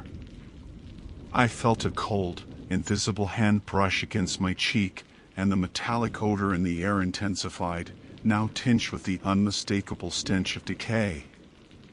Panic seized me. I thrashed against Ashley's grip, my breath coming in ragged gasps. "Stop it," I choked out. "What are you doing?" She didn't even glance at me. Her face was contorted in a rictus of ecstasy, her eyes gleaming with a fanatical fervor. "We're calling them back, Daniel," she hissed, her voice a grotesque parody of the girl I thought I knew. "They're waiting. They want to be heard." As she spoke, the glowing green light in the indentation pulsed, and a low, mournful moan echoed through the mill. The spectral figures outside pressed closer to the broken windows, their skeletal hands reaching through the gaps in the decaying wood. One of them locked its burning gaze on me, and I felt an icy tendril of fear pierce my soul. Suddenly, the ground beneath our feet began to tremble.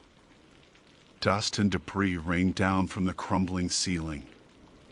The moaning intensified, joined by a chorus of wails that seemed to tear through the very fabric of reality. The air grew heavy, thick with a palpable sense of dread. Ashley released my hand abruptly, her chanting reaching a frenzied crescendo. She stepped back, her eyes fixed on the glowing indentation. And then, it began to happen. From the swirling green light, translucent figures began to materialize. At first, they were indistinct, ghostly shapes, but gradually, they took on a more recognizable form. I saw the faint outlines of a woman, her spectral face etched with terror. Beside her stood two small figures, their translucent hands reaching out as if pleading for help. The air around them shimmered with an intense cold, and the stench of burning flesh filled my nostrils, overpowering the metallic odor. The Blackwood family. They were here, their tormented spirits dragged back from whatever afterlife they had found by Ashley's dark ritual. Their spectral eyes, filled with unimaginable suffering, turned towards me.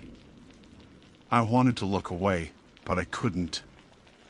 It was as if I was trapped in a nightmare, forced to witness their eternal torment. The moans and wails grew louder, more desperate, and I felt a crushing weight of sorrow and terror pressing down on me. Then, one of the spectral children pointed a translucent finger at me. Its silent accusation cut through me like a physical blow. And then I understood. Ashley hadn't just brought them back, she had brought them back for a reason. She turned to me, her green eyes now devoid of any warmth or humanity. They were cold, empty vessels reflecting the same unholy light that emanated from the spectral figures.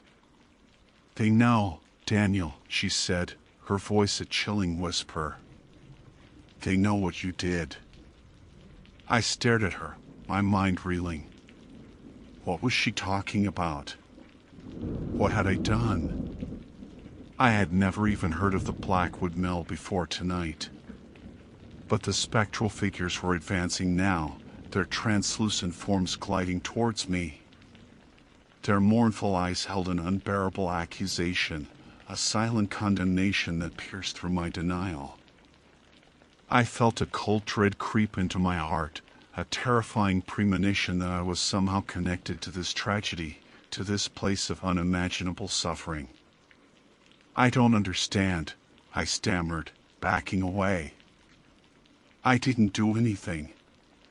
Ashley just smiled, a cruel, triumphant smile that revealed the darkness that had always lurked beneath her beautiful facade. "Oh, but you did, Daniel. You were always meant to be here. You were always meant to be a part of this." The spectral figures were upon me now, their cold, intangible hands reaching out. I felt an icy chill penetrate my body, a sense of dread so profound it threatened to shatter my sanity. I screamed, a raw, primal sound of pure terror. I don't remember much of what happened after that. There was pain, a cold, agonizing pain that seemed to tear at my very soul. There were whispers, insidious and accusing, that echoed in my mind, dredging up half-forgotten memories, twisting innocent moments into acts of unimaginable cruelty. I remember seeing Ashley standing among the spectral figures, her dark coat swirling around her like a shroud, her green eyes burning with an unholy light. She seemed to be in control, orchestrating the horrifying scene like a conductor leading a macabre symphony. Then, everything went black. I woke up days later in the hospital, my body racked with fever and chills. The doctors said I had been found unconscious near the Blackwood Mill, suffering from severe hypothermia and dehydration. They had no explanation for the nightmares that plagued my sleep, the horrifying visions of spectral figures and a girl with eyes like emeralds. They didn't believe my story, of course. They chalked it up to trauma and feverish delusions. But I knew what I had seen. I knew what had happened in that cursed mill. Over the following months, my health deteriorated rapidly. I was plagued by a persistent cough. My lungs felt like they were filled with ash, and I grew weaker and weaker. The doctors ran countless tests, but they couldn't find anything physically wrong with me. They said it was like my body was simply giving up. But I know the truth. It's not a disease that's killing me. It's the Blackwood family. They're still here, their spectral presence clinging to me like a shroud. Ashley brought them back, and somehow, I'm connected to their suffering. I don't know how, I don't know why, but I can feel them draining my life force, slowly pulling me into their world of eternal torment. I'm making this confession because I don't think I have much time left. The whispers are getting louder, the cold more intense. I see their faces in my dreams, their mournful eyes filled with accusation. And Ashley. I see her too, her cruel smile the last thing I'll likely ever witness. If you ever hear her name, if you ever see her, run. Don't try to understand, don't try to help. Just run. Because whatever she is, whatever dark power she wields, it's far beyond human comprehension. And once she sets her sights on you, there's no escape. Trust me. I know. I'm living proof. Or rather, I'm dying proof. And soon, I'll be joining the Blackwood family in the shadows, another victim of the girl named Ashley and the terrible secret of the old mill. And then, maybe then, the whispers will finally cease. But somehow, I doubt it.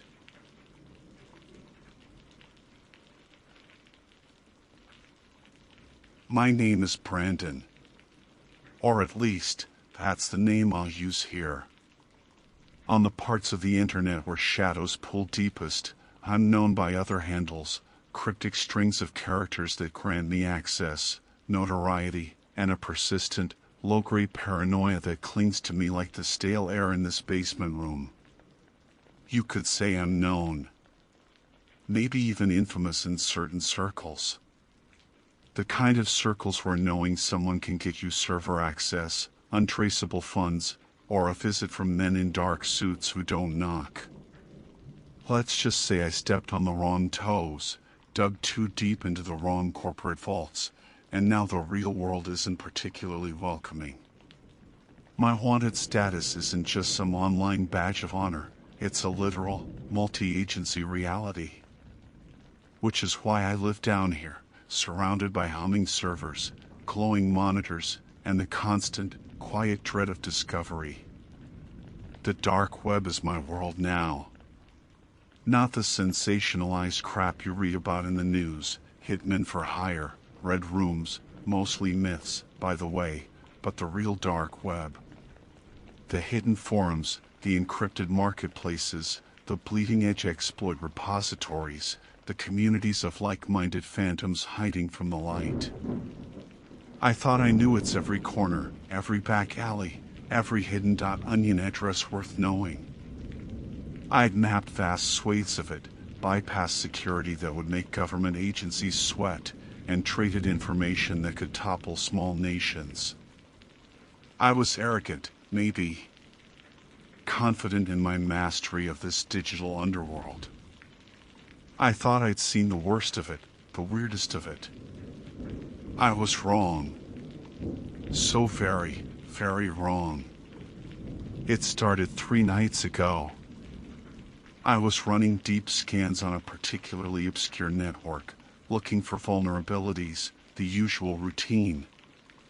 My setup is complex. Layers of VPNs tunnel through Tor, running on a hardened virtual machine, hardware disconnected from anything non-essential.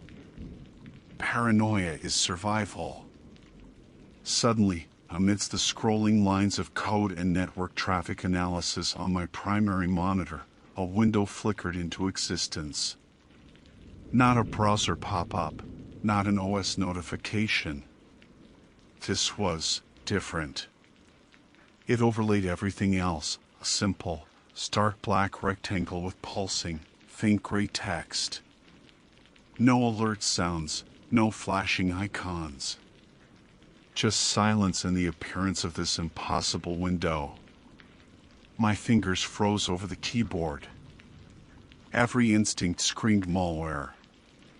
Some new zero-day exploit? Had someone finally bypassed my defenses? I immediately went to kill the process, isolate the VM, pull the physical plug if necessary.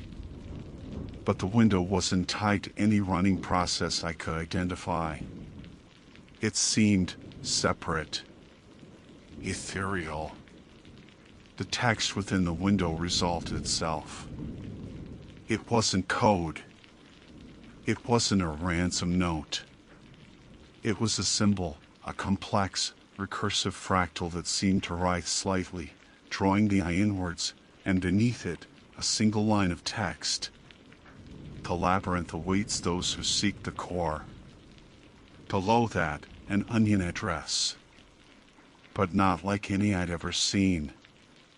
The hash was longer, structured differently, using characters outside the standard base 32 set typically used for V3 onions. It looked fundamentally wrong.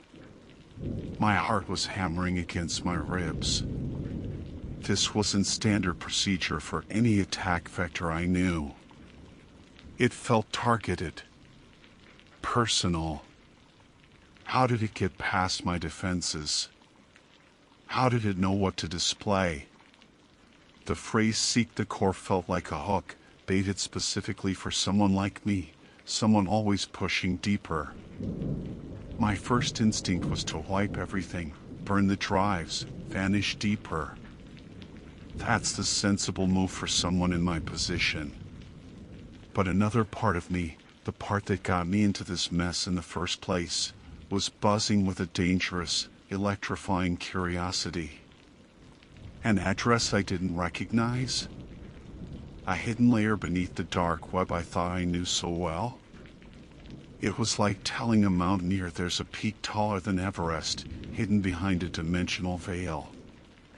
The sheer impossibility of it was a siren call. Against every shred of survival instinct, I copied the strange address. I didn't paste it into my main Tor browser, of course. I spun up a completely separate, heavily sandboxed instance on a sacrificial machine, routed through multiple anonymous nodes I controlled overseas, ensuring maximum isolation. If this was a trap, they wouldn't get my real location or compromise my primary system. I pasted the alien onion address into the browser bar and hit enter. It didn't resolve immediately like most sites. There was no loading icon, no progress bar. The browser window went black. Utterly black. For a long moment, I thought it had crashed or the address was simply dead. My fan spun, the only sound in the room besides my own ragged breathing. Then, slowly, faint lines began to etch themselves onto the black canvas. Not HTML rendering, not images loading. It looked like old phosphorus green text on a black screen, like an ancient terminal, but the lines formed intricate, shifting geometric patterns reminiscent of the fractal symbol I'd seen. There was no login field, no welcome message. Just the shifting patterns and a single, blinking cursor at the bottom left of the screen. Waiting. What was it waiting for? A command? A password? I tried typing basic commands, help, login, status. Nothing. Each command simply appeared after the cursor, then the cursor moved to the next line, the patterns above continuing their silent, mesmerizing dance. I thought back to the initial message. The labyrinth awaits those who seek the core. And the symbol. Maybe the symbol was the key? I couldn't type a fractal. Was it something else?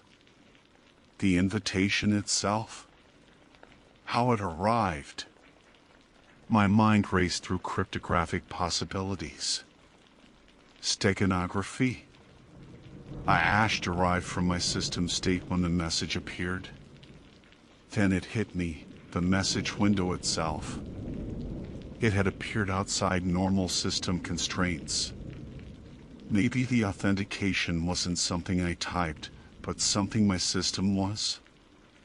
I risked it. I ran a deep diagnostic scan on the sandbox VM, focusing on the exact moment the message window had manifested in my main system. I'd been logging everything, thankfully. Buried deep in the transient memory logs, I found a flicker, an anomaly, a near subliminal burst of data injected directly into the graphics buffer just before the window appeared. It wasn't code in the traditional sense. It looked like raw, symbolic data. A digital signature? I extracted that data string. It was gibberish, meaningless to standard interpretation. But it felt right. Back in the black browser window connected to the strange onion address, I pasted the string. The moment I hit enter, the blinking cursor vanished. The geometric patterns intensified, swirling faster and faster until they result into a single, blindingly bright point in the center of the screen. Then, silence. The screen went black again, but this time it felt different. Expectant. New text appeared, again in that faint, phosphorus green. Authentication accepted. Welcome, seeker. Path initialization sequence commenced. Choose your ingress point, the echoing gallery, the data stream tombs, the mirror halls. My blood ran cold. This wasn't a website. It wasn't a forum or a marketplace. It felt like the entrance to something else. Something structured, ancient, and deeply, profoundly wrong. Echoing gallery? Data stream tombs? These weren't whimsical names. They felt literal, chilling. Curiosity warred with sheer terror. What horrors lay behind those names? Where did these paths lead? Hesitantly, my finger hovering over the keyboard, I typed the echoing gallery. The screen flashed, displaying rapidly scrolling lines of text, too fast to read, interspersed with disturbing, glitching ASCII art, distorted faces, impossible geometries, things that looked like fragmented bone and wire. It felt like falling through layers of corrupted data. Then, it stopped. A single line of text remained, pulsing faintly. Log access, granted. Current stream. And below it, a real-time feed began to populate. It wasn't server logs, not network traffic. It looked like my own actions. Timestamp, user, Brandon, action, copied anomalous onion address. Timestamp, user, Brandon, action, initialized sandbox Tor instance. Timestamp, user, Brandon, action, pasted labyrinth address. Timestamp, user, Brandon, action, extracted signature key from system memory. Timestamp, user, Brandon, action, authenticated successfully. Timestamp, user, Brandon, action, selected path, The echoing gallery. Timestamp, user, Brandon, action, currently viewing log access stream. My breath hitched. It wasn't just logging my interaction with this site. It was logging actions I took before I even connected, actions on my supposedly secure, isolated system. It saw everything. Then, a new line appeared below the log, directly addressing me. Welcome, Brandon. We see you. The words pulsed on the black screen, mocking the very concept of security I'd built my entire life around. Pure, ice-cold adrenaline surged through me. My first instinct, primal and immediate, was to sever the connection. I slammed my hand down on the power button of the sacrificial machine. Nothing. The screen didn't flicker. The fans didn't wind down. It was as if the physical hardware was no longer under my control. My fingers flew across the keyboard of my main console, trying to remotely kill the VM, sever the network tunnel at its source, firewall the originating IP, anything. Commands executed, routines ran, but the connection to the labyrinth instance remained stubbornly active. The black screen with its green text was still there, unaffected. It was like trying to sway a ghost. The log on the screen updated. Timestamp, user, Brandon, action, attempted physical shutdown of host machine. Failed. Timestamp, user, Brandon, action, attempted remote network severance via primary console. Failed. Timestamp, user, Brandon, action, initiated firewall rule update. Ineffective. A new line appeared beneath the log, calm and chillingly neutral. Control is an illusion, seeker. You are within the labyrinth now. The only way out is through. Panic threatened to consume me. I ripped the network cable from the back of the sandbox machine. The link lights went dark. Still, the screen remained, the log active. It defied every law of networking, of physics, that I understood. Was it broadcasting wirelessly? Had it embedded itself deeper than the OS, into the firmware? Or was this connection not based on conventional technology at all? My eyes darted around my basement room. The familiar stacks of servers, the tangled mess of cables, the faint smell of ozone and dust, it all felt alien now, potentially compromised. Was it watching me through the disconnected webcam on my monitor? Listening through the cheap microphone I used for occasional secure calls? I covered the lens with tape, unplugged the mic physically from the port. The log updated instantly. Timestamp, user, Brandon, action, obscured host machine camera lens. Timestamp, user, Brandon, action, disconnected host machine microphone. Timestamp, user, Brandon, action, displaying signs of heightened paranoia. Expected. Expected. The cold, analytical tone sent a shiver down my spine. This wasn't just some hyper-advanced virus, it felt intelligent, aware, and deeply, unsettlingly patient. There was no escape. The message was clear. The only way out is through. My heart pounding, a nauseating mix of terror and the same morbid curiosity that had led me here, I forced myself to focus back on the screen, on the path I had chosen, the echoing gallery. What did that mean? The log had stopped updating my immediate actions, seemingly satisfied that I understood my predicament. Now, the space below log access, granted. Current stream began to populate with different entries. not mine. Fragments, snippets, echoes of something else. Error underscore cascade / memory underscore leak / entity underscore refused underscore deletion. Whispers underscore and underscore static / protocol underscore gamma / failed underscore to underscore contain.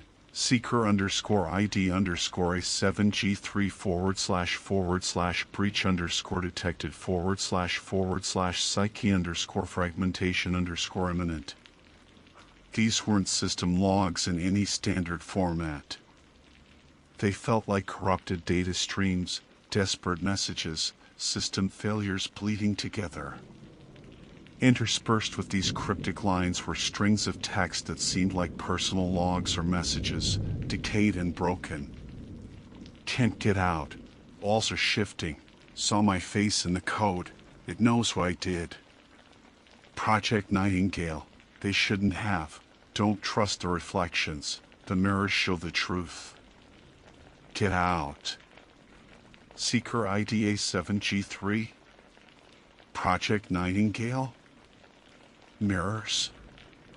Was this the fate of others who had entered the echoing gallery? Psyche fragmentation? My stomach churned. As I read, a low hum started emanating from my speakers. I'd muted them earlier. I checked the physical volume knob. It was still at 0. Yet the hum persisted, a low, resonant frequency that seemed to vibrate in my teeth. It grew subtly louder, morphing into something that sounded disturbingly like distorted whispers, just below the threshold of intelligibility. I strained to listen, leaning closer to the speakers, goosebumps rising on my arms. The log updated. Timestamp, Labyrinth Core Action, Audio Pathway Test. Subject reaction, positive. Subject. It called me subject. The green text on the screen began to shift again. The log entries faded, replaced by what looked like corrupted image data rendered in ASCII characters. At first, it was just noise, static. But as I stared, patterns emerged. A distorted face, mouth open in a silent scream. A representation of my own basement room, but subtly wrong, the angles skewed, shadows pooling where they shouldn't be.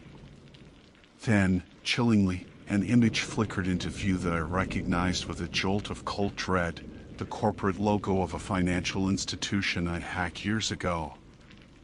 One of the breaches that put me on the most wanted list. The ASCII twisted, the logo corrupting, bleeding into symbols of decay and scrutiny. The echoing gallery remembers, Brandon. The text appeared below the disturbing image. Every byte leaves a trace. Every action has a resonance. It wasn't just logging me, it was showing me my digital ghosts, twisted and amplified. It was a hall of mirrors reflecting the darkest corners of my online existence. The whispers intensified, coalescing momentarily into distinct words. Guilty. Found you. No escape. I felt dizzy, disoriented. The stale air in the room felt thick, heavy. Was the labyrinth projecting this? Or was the stress finally making me crack? The line between the digital nightmare on the screen and my physical reality was blurring dangerously. I had to do something.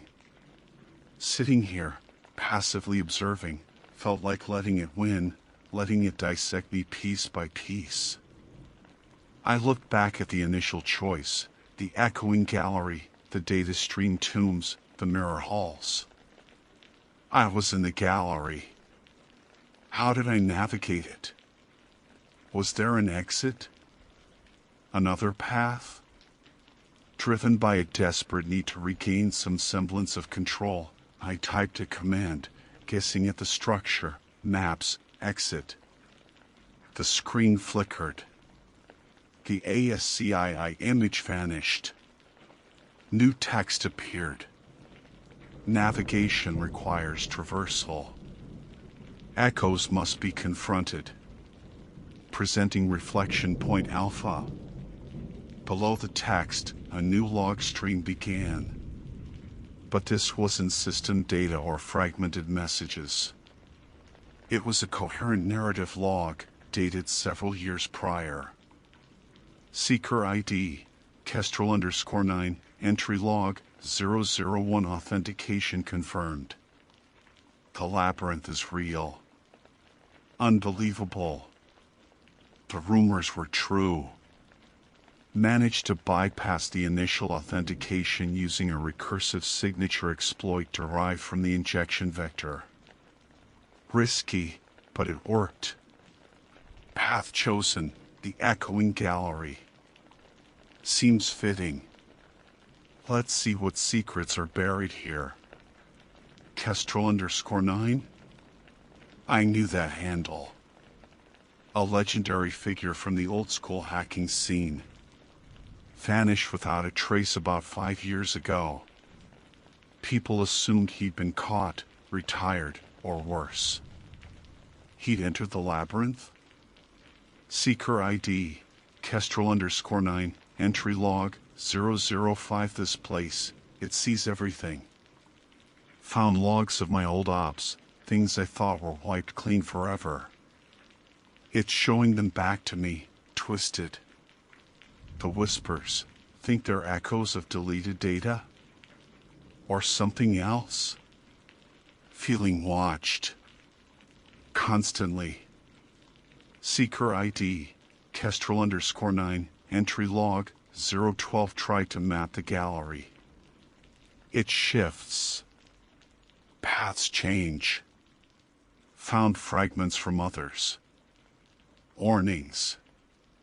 Someone mentioned data stream tombs, said it was worse. Said the data consumes you. Got to find an exit node. Seeker ID, Kestrel _9, entry log, 028. Made contact. Another seeker, trapped in the mirror halls. They communicate through fragmented reflections in the code. Warned me about the core. Said reaching it isn't the goal, it's the price. What does that mean? Seeker ID, Kestrel _9, entry log, 041. Found something. An anomaly in the echo stream. Looks like a potential junction point. Maybe a way to another path, or out. It requires traversing a resonance cascade. Sounds bad. But staying here. I can feel it scraping away at me. Going to try it.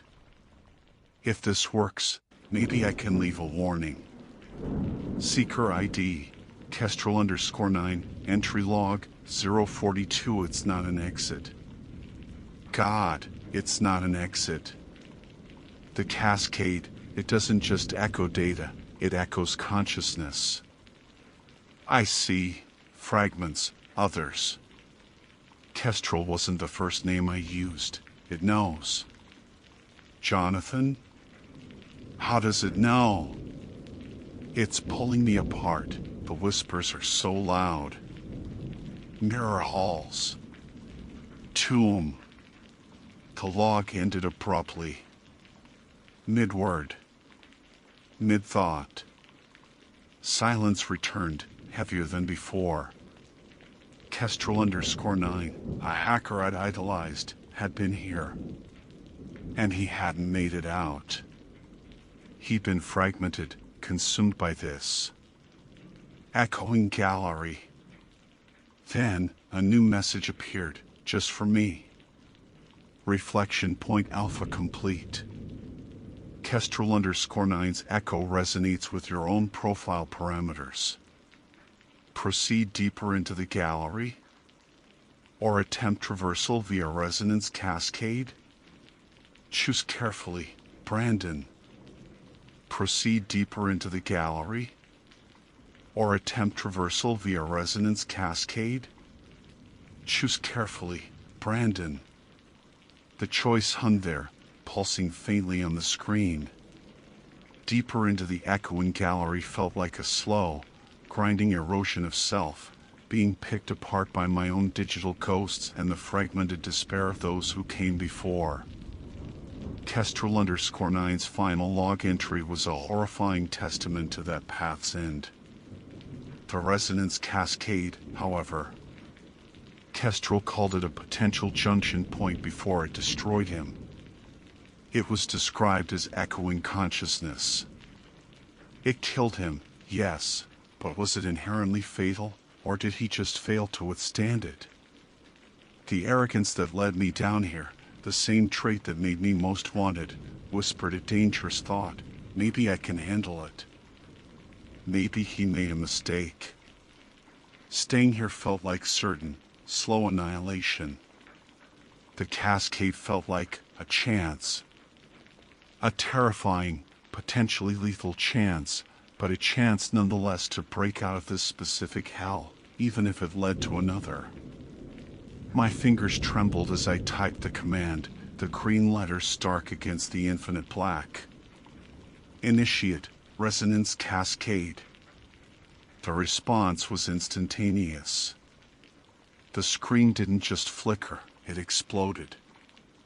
Gone was the minimalist text interface. My monitor became a raging torrent of light and data, a visual representation of pure chaos. Swirling, kaleidoscopic fractals merged with blinding flashes of white noise. Raw code, symbols I didn't recognize, and fragmented ASCII images, screaming faces, collapsing architecture, anatomical diagrams merging with circuit boards, scroll past at impossible speeds, an avalanche threatening to bury my senses. The hum from the speakers erupted into a deafening roar, a cacophony of sound that clawed at my sanity. Static, dial-up modem screeches, fragments of garbled voices speaking in dozens of languages, snippets of classical music warped into discordant noise, and underneath it all, the whispers, now amplified into a legion, screaming directly into my mind. See you, join us, fragmented, lost, core_calling. But the worst part wasn't the visual or auditory assault. It was the feeling. Kestrel was right. It echoed consciousness. I felt intrusions. Slivers of other minds, other perspectives, flooding into me. I felt Kestrel's terror and confusion in his final moments, a raw, data-driven panic. I felt the cold, analytical curiosity of something vast and ancient, the labyrinth itself. Observing, dissecting. I felt the despair of countless others, seekers caught in different traps within this digital purgatory. My own memories surged, unbidden, distorted. Childhood moments warped into nightmares.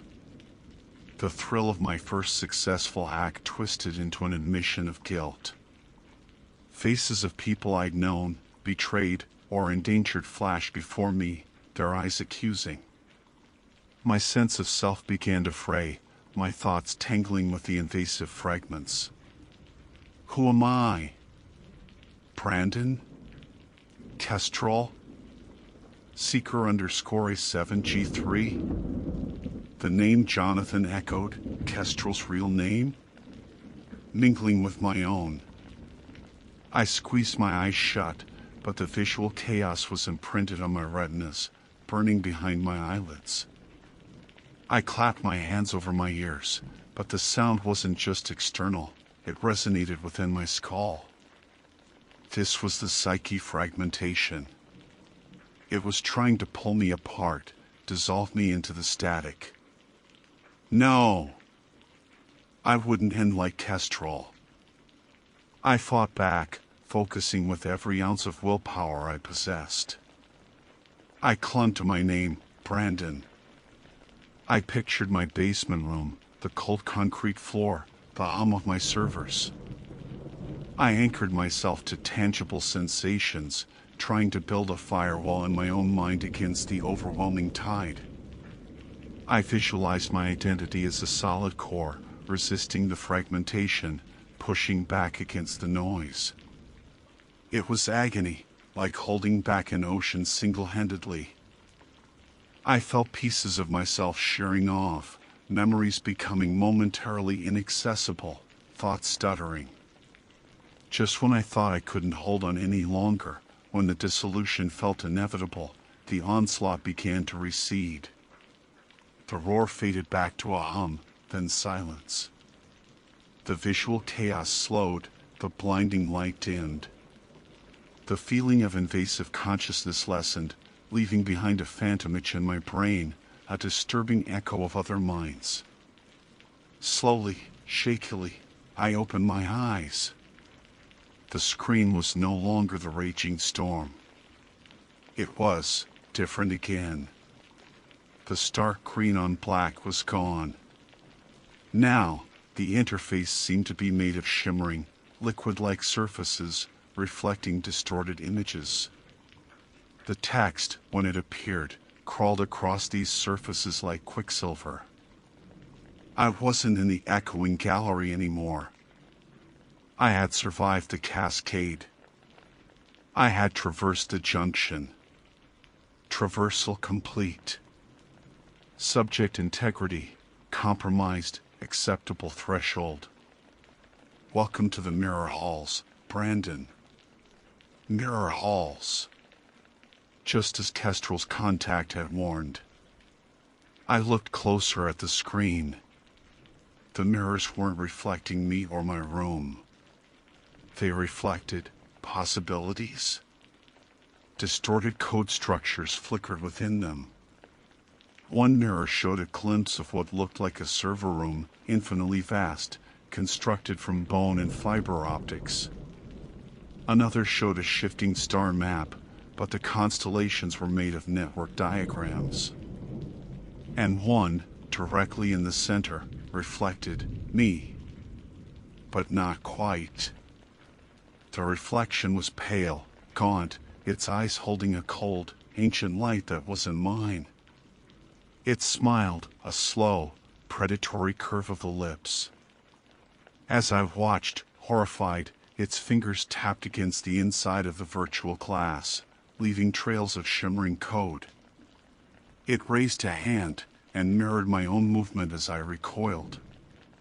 It was my reflection, but twisted, possessed by the labyrinth's awareness.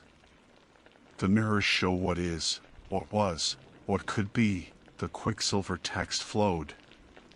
And what will be.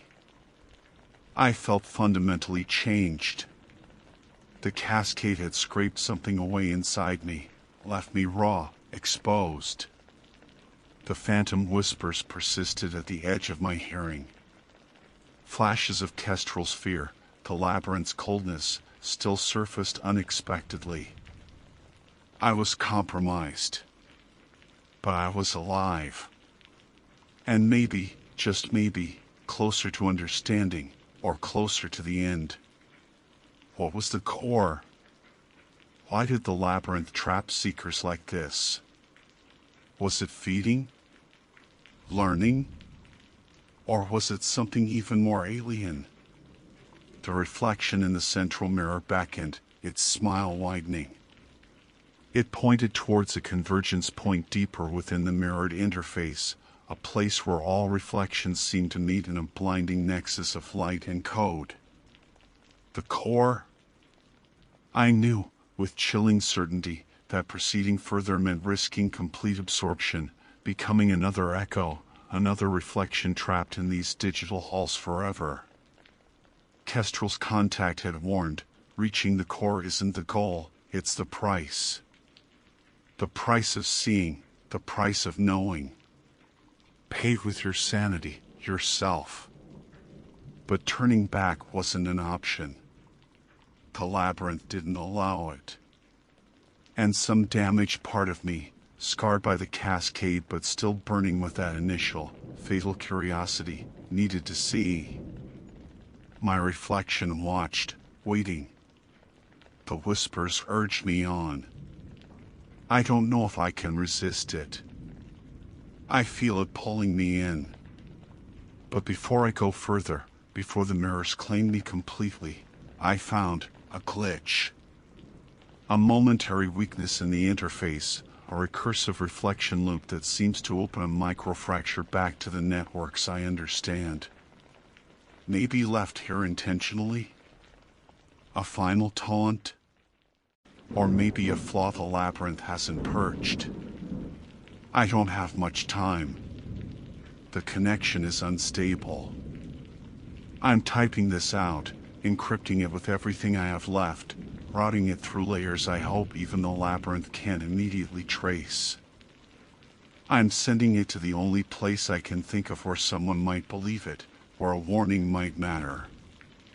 If you're reading this on no sleep, it got through. Consider it a message in a bottle from the edge of digital damnation.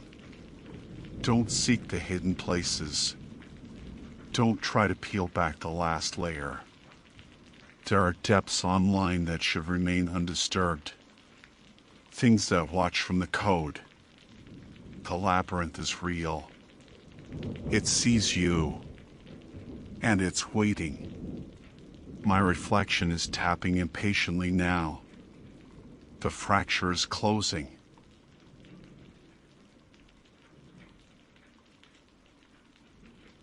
My name is Nicole. That's not an alias, not some throwaway screen name I used back when this all started. It's my actual name. I figure, at this point, anonymity is the least of my worries. If it knows where I am, what good is hiding my name from you lot? Maybe putting it out there, attaching my real identity to this confession? Warning? Maybe that lends it some weight it wouldn't otherwise have. Or maybe I'm just past caring about the consequences. Let's get one thing straight. I wasn't some naive tourist stumbling onto the dark web looking for cheap electronics or pirated software. I knew the territory. Or, I thought I did. For years, I'd navigated those murky digital alleys, the hidden marketplaces nested layers deep in TOR. It started as morbid curiosity, fueled by too many late-night creepypastas and a fascination with the forbidden. But curiosity turned into a hobby, and then, something more. A side hustle, you could call it, though that sounds far too mundane for what it actually was. I sourced things. Unique things. Things people with particular tastes were willing to pay exorbitant amounts for. Oddities, forbidden texts, allegedly cursed artifacts, obscure paraphernalia from forgotten cults. I had a knack for sniffing out the genuinely strange amidst the sea of scams and low-effort goth trinkets. I built a reputation, carefully curated, under a different name, of course. A purveyor of the truly unsettling. I told myself it was just business, detached and transactional. I was a facilitator, connecting weird items with weird people. I never kept anything for myself. That was the rule. Rule number 1, etched in stone. Don't get attached. Don't bring the work home. Looking back, maybe the thrill wasn't just the money or the hunt. Maybe it was the feeling of control, of dancing on the edge without falling in. I felt insulated, protected by layers of encryption and anonymous drops. I was the one pulling the strings, observing the darkness from a safe distance. Hubris, plain and simple. The kind that always precedes a fall. This particular item, it wasn't like the others. Usually, listings were either deliberately vague to avoid automated takedowns or luridly descriptive, trying too hard to sell the cursed angle. This one was different. It popped up on a smaller, more exclusive market I'd only recently gained access to, a place known for dealing in things that even the usual dark web haunts wouldn't touch. The listing was stark, clinical almost. Item, alphanumeric designation, long and seemingly random, description, biological artifact. Origin unknown. Exhibits unusual resonant properties. Non-static. Condition, contained. Stable. Price, a figure in Monero that made my breath catch. Seller, Paladin_7, no previous transaction history, account created days before the listing. No pictures. No exaggerated backstory about summoning rituals or vengeful spirits. Just that cold, unsettling description. Biological artifact. Non-static. What the hell did that even mean? Contained. Stable? That question mark hung in the digital air like a spider. Everything screamed run away. New seller, insane price, aggressively minimal information, hosted on a platform known for the extreme. My usual instincts, the ones honed over years of avoiding scams and honeypots, were blaring alarms like klaxons. I should have closed the browser, wiped the cache, maybe even formatted the drive just to be safe. But I didn't. That phrase, exhibits unusual resonant properties, snagged on my curiosity like a fishhook. And non-static.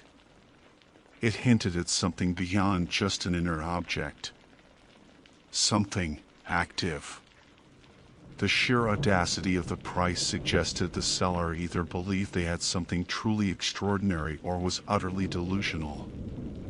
The lack of usual dark web marketing hyperbole felt almost authentic. It felt real in a way the usual ghost in a jar listings never did. Against all my better judgment, against the rule, I initiated contact. The seller, Paladin_7, responded only in short, encrypted messages. No haggling. No details about the item's history or nature beyond the original description. Just payment instructions and a PGP key for shipping details. The transaction was clean, cold, and terrifyingly efficient. I sent the Monero, watching a significant chunk of my earnings vanish into the anonymous ether. Then, I sent my encrypted drop address, a vacant property I use for risky pickups, miles from my actual home. Waiting was agony. Every notification sound made me jump. I oscillated between terrified regret and a feverish, almost giddy anticipation. What had I done? What was coming? Had I just flushed a fortune down the drain on an elaborate scam? Or had I bought something worse? The package arrived 3 weeks later. Not through any standard courier, of course. I found it one morning wedged behind a loose stone in the derelict garden wall of the drop property. It wasn't a box. It was wrapped in layer upon layer of thick, black, vacuum-sealed plastic, the kind that feels slightly oily to the touch. It was heavy, denser than it looked, and unnervingly cold despite the ambient temperature. There were no markings, no labels, nothing. Just this black, amorphous bundle. Getting it back to my actual apartment felt like smuggling plutonium. Every car that passed, every pedestrian I saw, felt like an observer, someone who knew what I was carrying. Paranoia coiled in my gut. Inside my apartment, blinds drawn, doors locked, I set the package on my heavy oak dining table. My hands hesitated over the first layer of plastic. Rule number 1 screamed in my head, "Don't bring the work home." But it was too late. It was here. I used a box cutter, carefully slitting the first layer.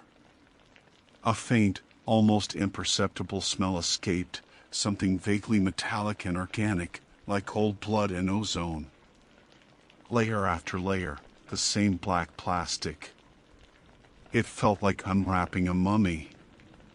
Finally, inside the last layer, was the object itself, nestled in some kind of dense, dark gray, almost clay-like packing material that crumbled to dust the moment air hit it. And there it was. It wasn't what I expected. No demonic idol, no leering skull. It was a sphere, roughly the size of a cantaloupe melon. Its surface was a complex, intricate lattice of what looked like veins or fused, blackened bone, woven into complex, non-repeating geometric patterns. It wasn't smooth, the lattice had sharp edges and deep recesses. The color was hard to pin down, mostly a deep, matte black, but in the shifting light, it seemed to shimmer with hints of oily purple and diseased green. It felt wrong. Deeply, fundamentally wrong. It didn't absorb light like normal black objects, it seemed to swallow it. Touching it was strange. It wasn't cold like the packaging. It was warm. Not hot, but radiating a faint, persistent warmth, like a living thing. And the texture, it was hard, like ceramic or stone, but beneath my fingertips, I could swear I felt a faint, rhythmic vibration. A thrumming, deep within its core. Biological artifact, the description had said.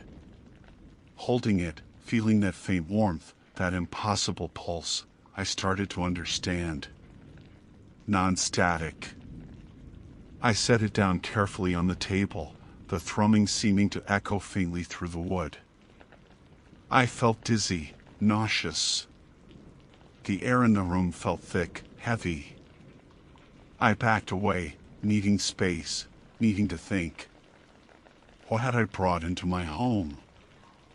I stared at the sphere, this intricate, impossible object sitting innocuously on my dining table. As I watched, I swear, one of the deep black recesses in the lattice seemed to pulse, to flex, just for a fraction of a second. Like it was blinking. Or breathing. The room suddenly felt colder. And I knew, with chilling certainty, that I was no longer alone. Blinking? Breathing? No, that was impossible. It had to be a trick of the light, my nerves shot from the clandestine pickup and the sheer tension of unwrapping the damn thing. I told myself that, repeated it like a mantra in my head. It's just an object. A weird, creepy, inexplicably warm object, but an object nonetheless. Yet, the chill that had swept through the room wasn't receding. The air still felt thick, charged, like the moment before a lightning strike. And that feeling, that undeniable certainty of not being alone, it clung to me like static.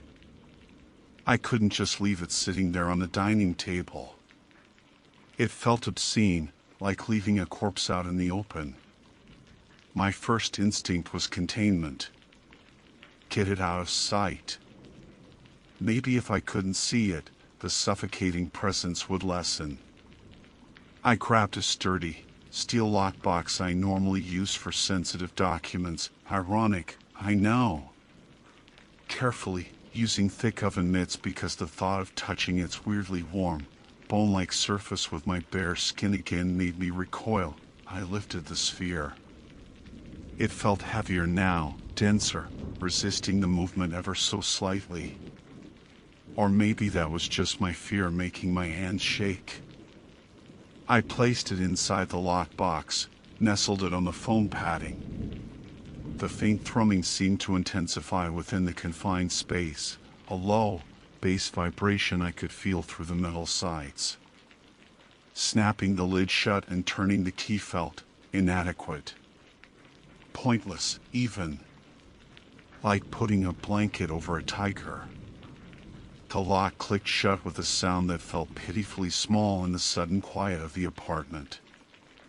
I shoved the box into the bottom of my bedroom closet, burying it under a pile of old sweaters and forgotten shoes. Out of sight, out of mind. Right? Wrong. So wrong. That first night was hell. Sleep wouldn't come. Every creak of the floorboards, every sigh of the building settling, sounded amplified, menacing. When I did finally drift off, the nightmares started. They weren't the usual stress dreams or disjointed anxieties.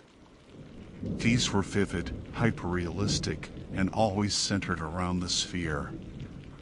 Sometimes I was trapped inside its intricate lattice, the black veins closing in around me.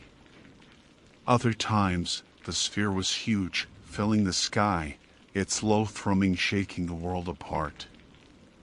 I saw patterns, the complex geometry of its surface burning behind my eyelids even after I jolted awake, sweating and gasping.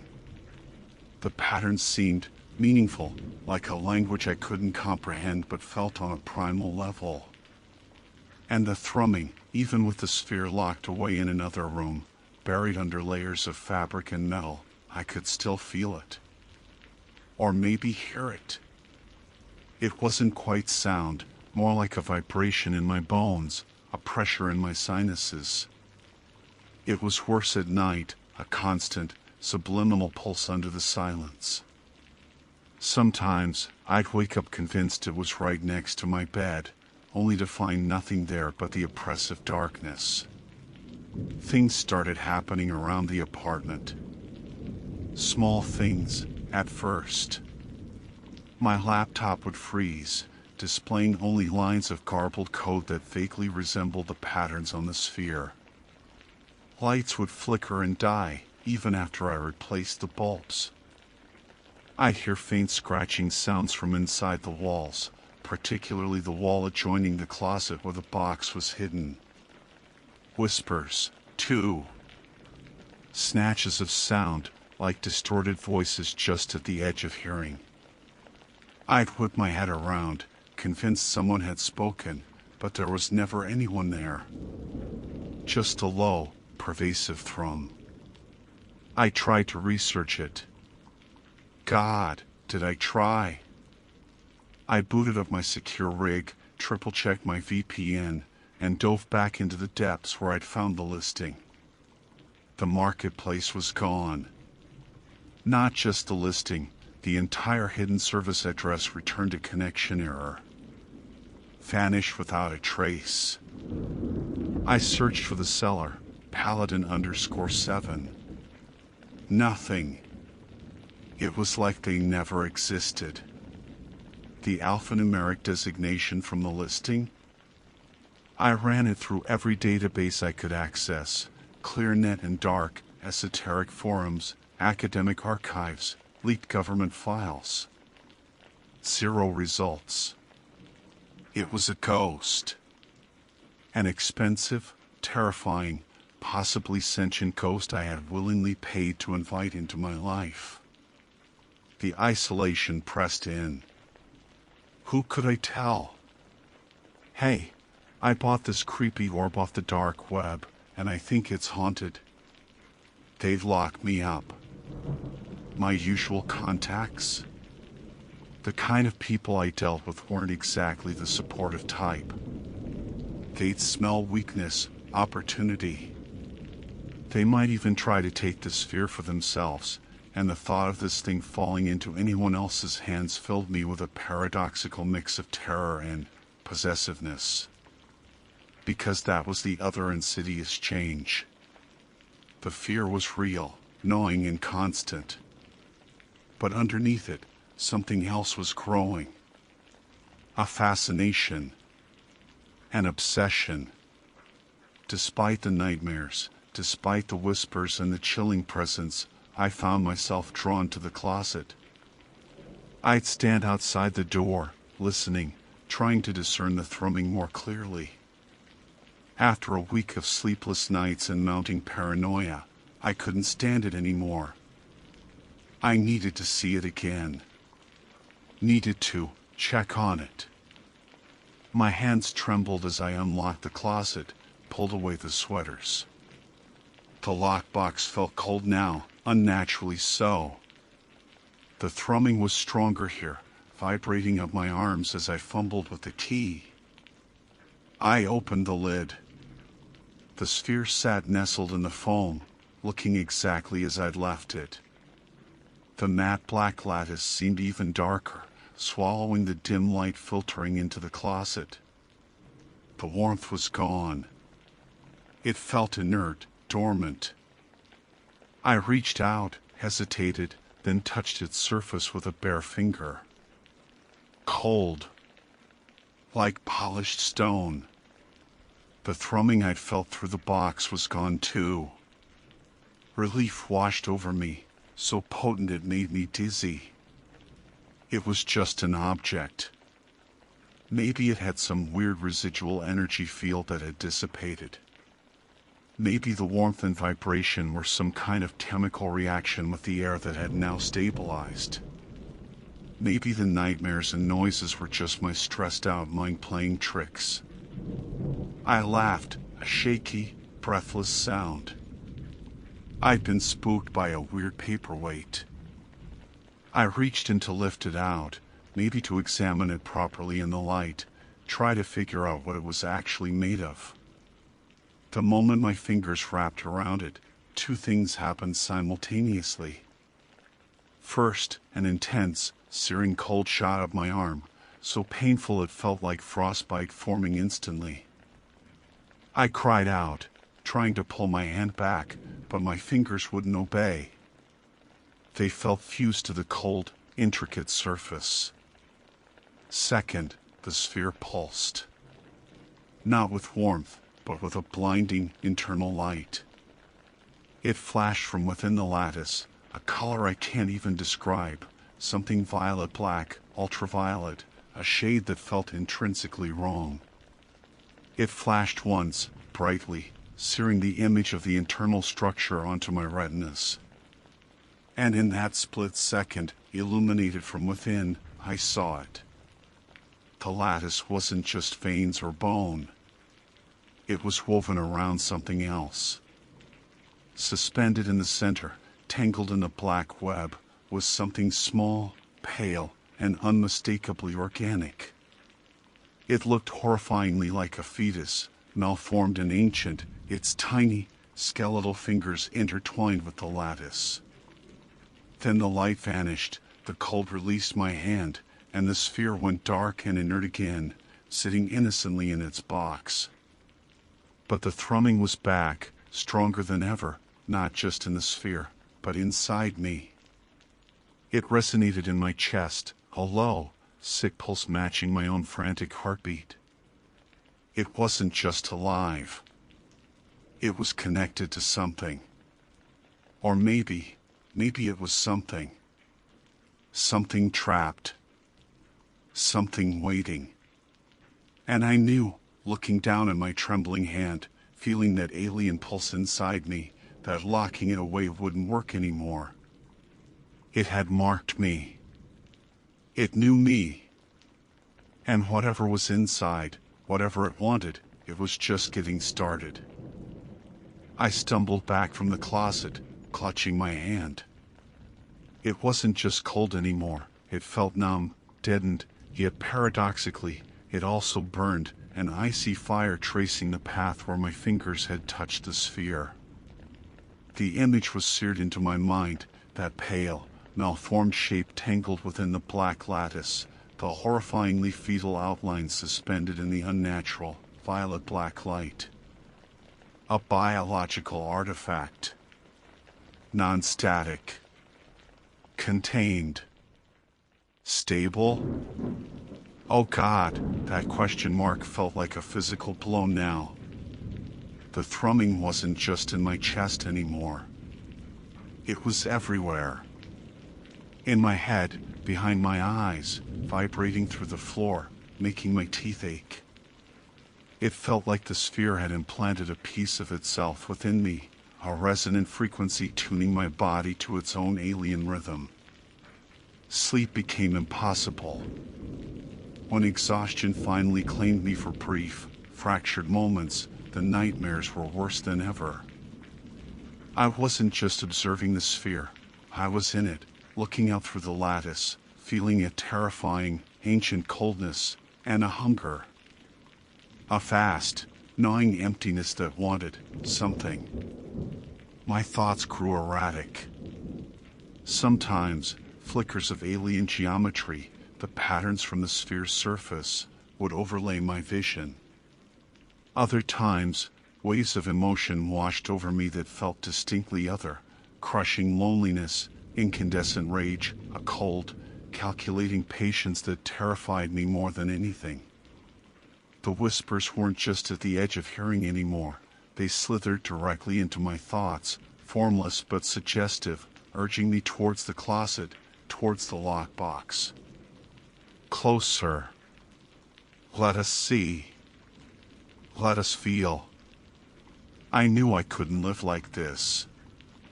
The connection was deepening, the entity, because I couldn't deny it was an entity now, sinking its tendrils deeper into my mind with every passing hour.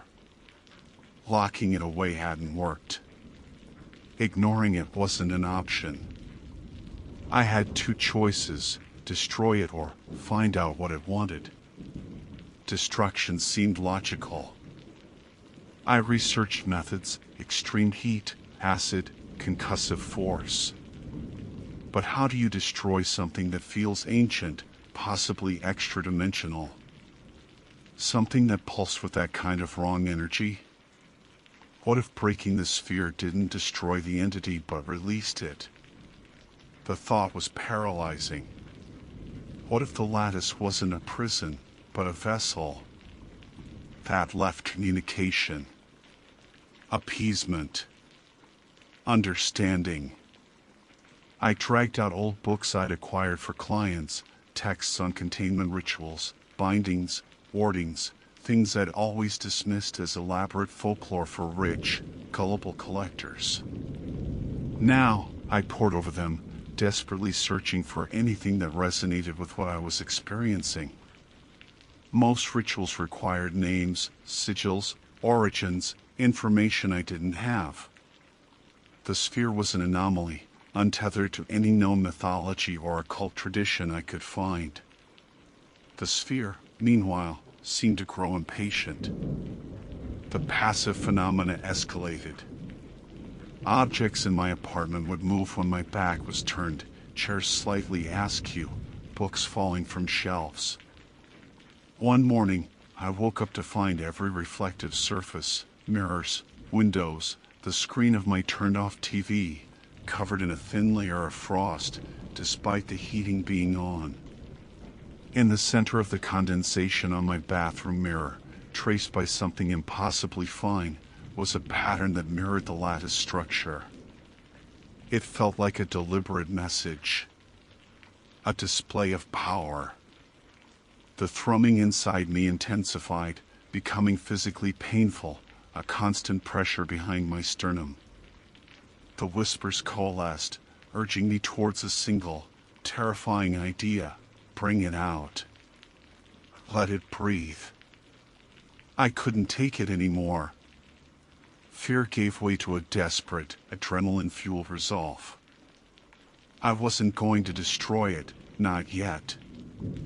The risk was too great. I wasn't going to appease it. I didn't know how. I was going to confront it. Face it. With trembling hands, I retrieved the lockbox. The metal was freezing cold, colder than seemed possible. The thrumming vibrated violently through it. I carried it back to the dining table, the same spot where I'd first opened the package what felt like a lifetime ago. I set it down. The air thickened instantly. Shadows in the corners of the room seemed to deepen, stretching unnaturally. Taking a deep breath, I unlocked the box and lifted the lid. The sphere sat there, radiating cold and that deep, internal vibration. The matte black surface seemed to writhe, the pattern shifting subtly like snakeskin. The fetal shape I glimpsed was invisible now, just the impenetrable, complex darkness. "What do you want?" I whispered, the words feeling inadequate, foolish. There was no answer, just a relentless thrumming that resonated in my bones, making the table vibrate. The whispers in my head grew louder, overlapping, confusing. Open. See. Free. What are you? I tried again, my voice steadier this time, fueled by a strange mix of terror and anger. "What do you want from me?" The sphere pulsed. Not with light, but with cold. An intense wave of frigid air washed over me, extinguishing the fear and leaving only a hollow, echoing despair. Images flooded my mind, not mine, but its. Vast, empty gulfs between stars. Crushing geological pressure deep beneath the earth. Cycles of time spanning millennia. And loneliness. An ancient, profound loneliness. A sense of being trapped, dormant, waiting. And then, the central desire. It didn't want freedom in the way I understood it. It wanted connection. Resonance.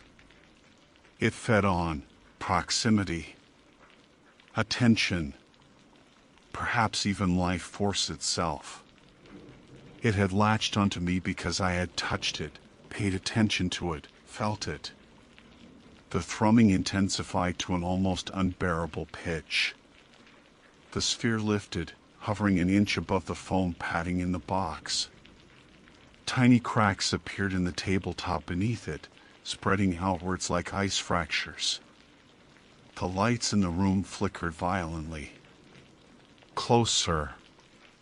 The thought wasn't a whisper now, it was a command hammered directly into my skull. Touch. Resonate. Join. I understood then. It wanted to merge, to feed, to use me as an anchor or a conduit in this reality. Locking it away starved it. Ignoring it agitated it. Connecting with it, even through fear, sustained it. Destroying it? Maybe impossible. Maybe catastrophic. I had one last, desperate idea. A gamble based on its apparent nature. If it fed on attention, on connection, maybe I could overload it. Oversaturate it. I didn't pull away. Instead, I leaned closer. I focused all my will, all my fear, my anger, my dwindling life force, everything, onto the sphere. I poured my consciousness towards it, not in submission, but in defiance. I visualized flooding it, overwhelming its ancient coldness with the messy, chaotic, vibrant energy of a human mind. "You want resonance?" I screamed, tears streaming down my face, the thrumming threatening to shake me apart. "Take it. Take it all." The reaction was instantaneous and violent. The sphere flared with that sickening violet-black light, brighter than before. The thrumming became a deafening roar. The cold intensified, freezing the air in my lungs.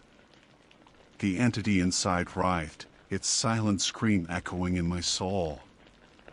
It felt like my mind was being torn apart and consumed, but also, like the sphere itself, was being overwhelmed, choked by the sheer, chaotic volume of me. Then, silence. The light died. The thrumming stopped, abruptly cutting off like a severed cable. The sphere dropped back into the box with a heavy thud. The oppressive cold receded, leaving the room feeling unnaturally warm and quiet. It sat there, inert. The surface looked dull now, the intricate lattice somehow less defined. I cautiously reached out, not with my hand, but with a wooden spoon from the kitchen. I nudged it. It felt normal, like a piece of rock. No warmth, no cold, no vibration. Just dead weight. Did I destroy it? Did I overload its capacity to process, like frying a circuit board? Or did I just force it into a deeper dormancy, a state of hibernation until someone else comes along? I don't know. I didn't wait to find out. I closed the lockbox, locked it, wrapped the entire thing in layers of plastic again, then encased that in duct tape. I drove for hours, deep into a national forest, hiked miles off any trail, and buried the box as deep as I could dig in the frozen earth. I didn't mark the spot. I don't ever want to know exactly where it is. It's been 6 months. The nightmares have faded, mostly. The whispers are gone. My hands still feel strange sometimes, a residual numbness, a phantom coldness when I think about it too hard. The thrumming inside me is gone, but sometimes, in the dead quiet of night, I think I can almost feel a faint echo, a memory of that alien rhythm. I don't deal in those circles anymore. I've wiped my secure drives, abandoned my old aliases, cut off all contact. I try to live a normal life, but it's hard. I feel changed. Like I touched something ancient and fundamentally wrong, and a piece of its wrongness stained me. I'm telling you this because the dark web isn't just about illegal goods or disturbing media. It's a doorway. And sometimes, when you knock, something answers. Something that shouldn't exist, something that's been waiting in the dark for a very, very long time. I got lucky. Or maybe I just postponed the inevitable. Maybe it's still down there, under the earth, resonating faintly, waiting. Waiting for someone else to come digging. Be careful what you search for in the dark. You might just find it. And it might just find you too.